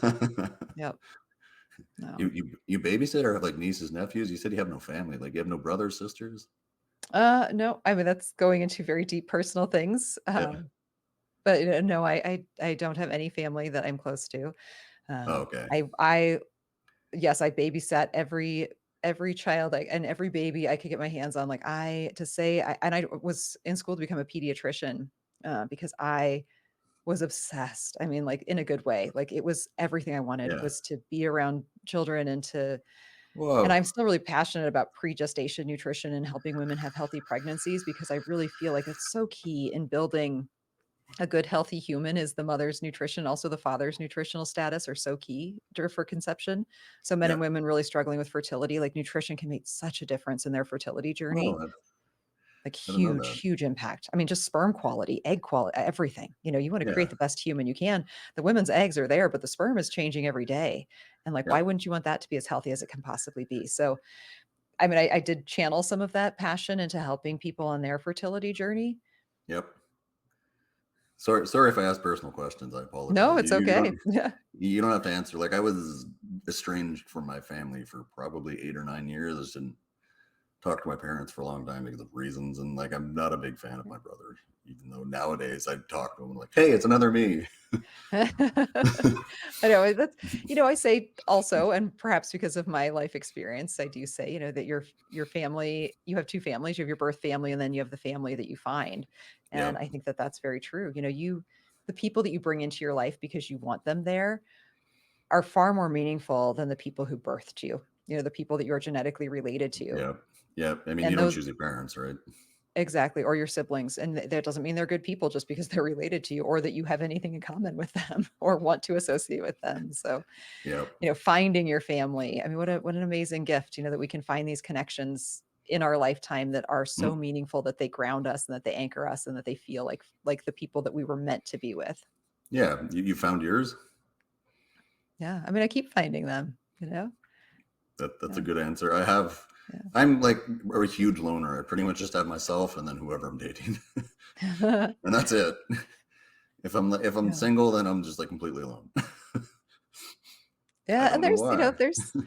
there's a lot to be learned from being single, and I think that that's a gift that a lot of people don't ever get. That Mm, ability, that coping mechanism, and that ability to be a whole human or a whole person, mm, not in a relationship. I mean, a lot of people find themselves through relationships, but a lot of people never get never have the choice. Like they go from living with their parents to living with their first boyfriend or girlfriend, and then on down the yep. line, and like all of a sudden your life's passed, and like you said, you've been single for like 3 months of your entire life. Yeah. I mean, like I left when I was 18. Well, my dad kicked me out. I don't know what do you mean I left. Like 3 days after I turned 18, he like put me in the car and he drove me and he dropped me off. And Waterloo at the time. That's like a bird getting kicked out of the nest. Like, here you go. Oh, I was a terrible kid. I like Fly. horrible. Like I could not have been a worse teenager. Like I had a Oh, criminal record. I had drug problems. I was drunk like every day. I got in fights. I'd pass out like randomly over town, and the cops would bring me home. It just made my parents look terrible, even though they had nothing to do with it. Right, that was all my own choices. But like I right. was, You have free will. yep. So like when I told them I was dating a woman with her kids, they're like, "Good. I hope they're terrible. You deserve it." I mean, again, even as a child, we're all just doing the best we can given our circumstances. Yeah, I mean, I guess I didn't know any better. Like at the time, I Right. barely spoke. So when I the first time I drank, I talked and I noticed like I became a lot more popular. And then like when you get in the wrong circles of people, Ugh. there's Yeah. always pretty much anything around that you want. But see, like you said, you didn't know any better. You were just doing the best you had with what was available to you. Yeah, it's pretty much just trying to fit in, and that was the only way I knew how. Yeah, exactly. Yeah. So that's if I could go back in time, I'd change that. I'd go back like 10 years and be like, just say things, don't drink, don't do drugs. Right. Use your words. Yep. People will appreciate it. Like you'd be surprised. Yes. Like Communication works. I used to be really shy, and then like one day I realized like everybody has the same basic needs. Everybody wants to feel Mhm. loved, they want to feel appreciated, they all have the same fears to some degree. Yes. Like we're all just people, and if you talk about your feelings and things you're worried about, or what you're thinking about, or what you want, like it's very easy to relate to people. Yes. Yeah. And that, you know what? If that person doesn't relate to you, that's okay too. Yeah, I mean, there's what, There's 9 more billion people. people in the world. Yes, there are other If you don't like people. me, I'll talk to that one over there. Like it's okay. Yes. Yeah. Like, It's so not, this message is going to resonate with somebody. yeah, it's not the end of the world. That's like when I started dating, I was like, well, if that woman does like me, I'll talk to that one. Right. Yes. And Like, like there's more people. as a man on a dating app, it's largely a numbers game. Oh, as a woman on a dating app, the numbers game is not in our favor. Far more Oh, single I women than mean, single men. you probably get like annihilated with messages of just absolute garbage. Yeah, the dating pool is a murky swamp. Do you think dating apps made it worse? Yeah, 100% because I've lived on both sides of it. Oh, okay. Yeah, like I've spent a lot of time dating in the normal like human interaction way, and then unfortunately, for the last 15 years, like dating apps have been the only way people have met. And I can tell you this, Yeah. it's a drastic difference in the quality and more so in the attention span of a person. And that's not just the dating apps fault. That's just that's just our life fault. But when it is Yeah. so easy to just be like, oh, well, my girlfriend said something I didn't like. Well, here we go. Like, oh, look, there's 12 more girls who would definitely like me and treat me Yep. better. Pretty much. I used to be polyamorous back like a while back because I went through a divorce, and I was like, oh my God, I'm Right. gonna Like, meet like everybody humanly possible. And I don't care who they are. And then I'd yeah. date And like, I that, don't know, 5, 6, 7 people at a time. And that's yeah. a terrible idea. But the apps make it possible. Yes, they really do. So like Yes. one you get in an argument with one of them, you're like, all right, bye. Right. It makes people kind of disposable. Yeah, it's sad. It is Because really it's sad. not the way people should be. No, And on but the it on is the the world we live upside, in. as a man, it sets women's standards very low. Yeah. Yeah. I mean, but that's the same thing we said for men. I mean, like I'll see people's profile and it's like, way to win me over. Like, show up. I'm like, show up? Yeah, Like, no. Have higher standards. it's well, I mean, it's true. Usually, I found like the first date was the hardest to get, then after that, it was easy. But like the first meeting with somebody was typically pretty difficult to get. Yeah. Barrier to entry. Yeah, yeah, yeah. I guess things are different once you meet in person, right? Yeah. Like, this guy's not Hopefully. an I mean, axe murderer. right. That's my point. Like, it was different when we met in person. Yeah, yeah. Plus, like a lot of people are very good at different mediums of communication. Some people might Yeah. be like phenomenal texters, and then they're super socially awkward in person, or they may be phenomenal to talk to, and then they have nothing to say by text. Oh, yeah.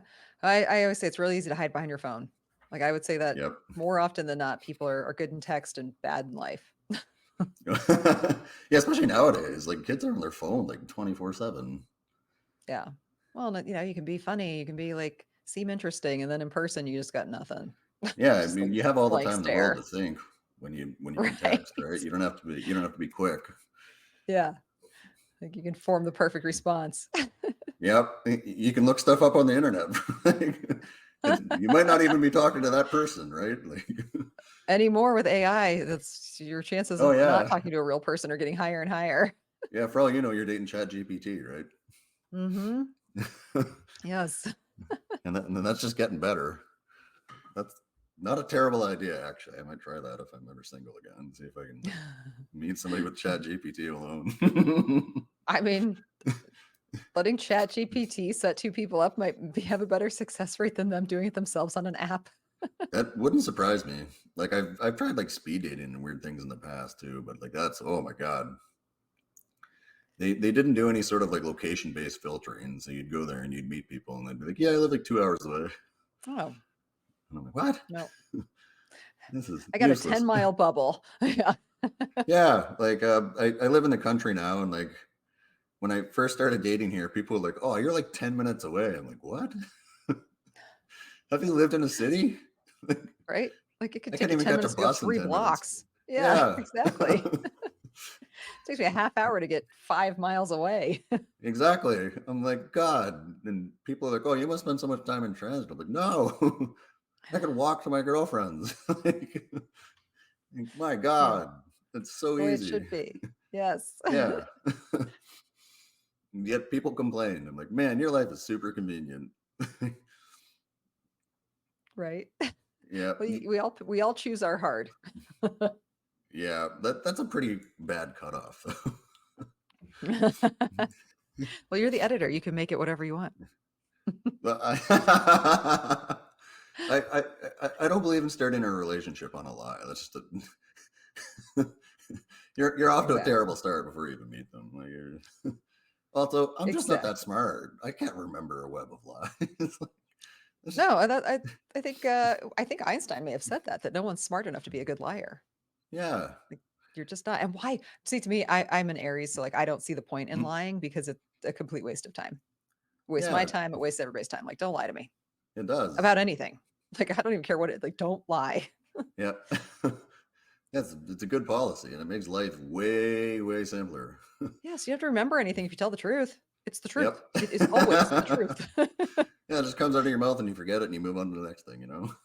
Yeah. Yes, if It's you're not perfect. lying about stuff, it's always the same. Yep. It's great. All right, I'll ask one last question here Okay. because you mentioned it. How much is excessive water drinking during a meal? Oh, it depends on the meal for sure, Mhm. but I think consuming I try to say just sips. Sips of water are fine during a meal. And Okay. I wouldn't do a large quantity, especially right before or right after. And a large quantity, I mean like maybe more than 20 ounces, like chugged right Yeah, before or yeah. right after. Like give it 20, 30 minutes. That's it. You don't have to give it long. Oh, okay. Because usually when Yeah. I eat, I plow like a liter of water. So I'm like, you're making me think Yeah. I'm doing this wrong. I would cut back on it and see if maybe like, just try and sip it through the Sure. meal and then give it like 20 minutes and then chug the liter. Okay. I can do that. Yeah, you're just diluting Um, your stomach acid is really what's happening if you're drinking a lot of oh, water with your food. so you pretty much destroy the nutrients in the food? No, but you're making it a lot harder to get them, and you're making it a lot harder for you to digest the food, like a lot Okay. harder. You're setting, that pH is just not being set up correctly. No, I mean, you can get osmosis, right? So the water can leach Mm, out. It doesn't have to be digested with the food, but you're just yeah. diluting the acid in the stomach. So it's Uh, not able to break the food down chemically as much as it should be, as okay. efficiently. I should say as efficiently. Is it still breaking it down? Yes. Is it happening as efficiently? No. Okay. One more question. Sorry. Do you believe in adding EAAs to your water? Like I think the sayings like you want 3 grams of leucine to trigger muscle protein synthesis. So usually, every meal I add like 3 grams of like EAAs to about a liter of water, and then I'll make sure I drink the entire liter. And then between meals, I try to do the same thing, whether or not this is overkill. Yeah, it's way overkill. You don't wanna Okay. constantly be triggering the leucine or the mTOR pathways. Uh-huh.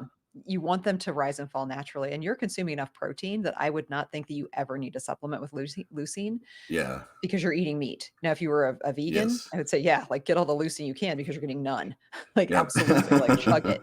I do Yep. like a BCAA or an EAA if you're doing, perhaps if you're going from fasted cardio right into a weightlifting session and Mhm. don't have a lot of time to eat. I would Yes. definitely add them in at that point. Absolutely. But Mm. for someone who's consuming enough protein, enough meat overall, I think they're just expensive water. Expensive, tasty water, but expensive Yeah. water. So, all right, that's good to know.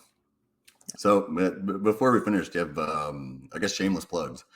Do you Shameless coach like plugs. your nutritional therapy practice? Anything you want to, your Yes, YouTube? I'm very limited in my ability to take on clients right now for nutritional therapy, but I do have a Mhm. YouTube channel. It's my name, Amy Gray NTP, which I'm sure you can probably link in your description. I do Yep. also I host a will. plastic surgery podcast, which is called Beauty and the Surgeon. So if people Oh, are cool. interested in learning more about plastic surgery, you can find out Mhm. there. I have all That's my on cups. YouTube, Spotify, Yeah. or It's on all of them. You can find it wherever you okay. listen. It's a video and audio podcast. You can find it everywhere. I do Okay. document my fitness journey on Mhm. YouTube, so I would love it if people would come over there and follow. And I'm always happy to answer questions about what it's like to be a bikini competitor, Mhm. or about plastic surgery. I can answer any question you might have about those kinds of things. Awesome. And of course, I'm a guest square on anabolic bodybuilding. Yes, that's one of my favorite podcasts for sure. Thanks. Oh, it's my favorite part of the week. Yeah, the Sunday time slot seems productive. It does sometimes trickle into football though this time of year, so Yes. that's the only downside. All right. Well, I've used probably like 50 minutes more of your time than I think I scheduled, so I'm sorry about that. That's all right. Um, all right. So thanks for your time. I'm just gonna end the recording.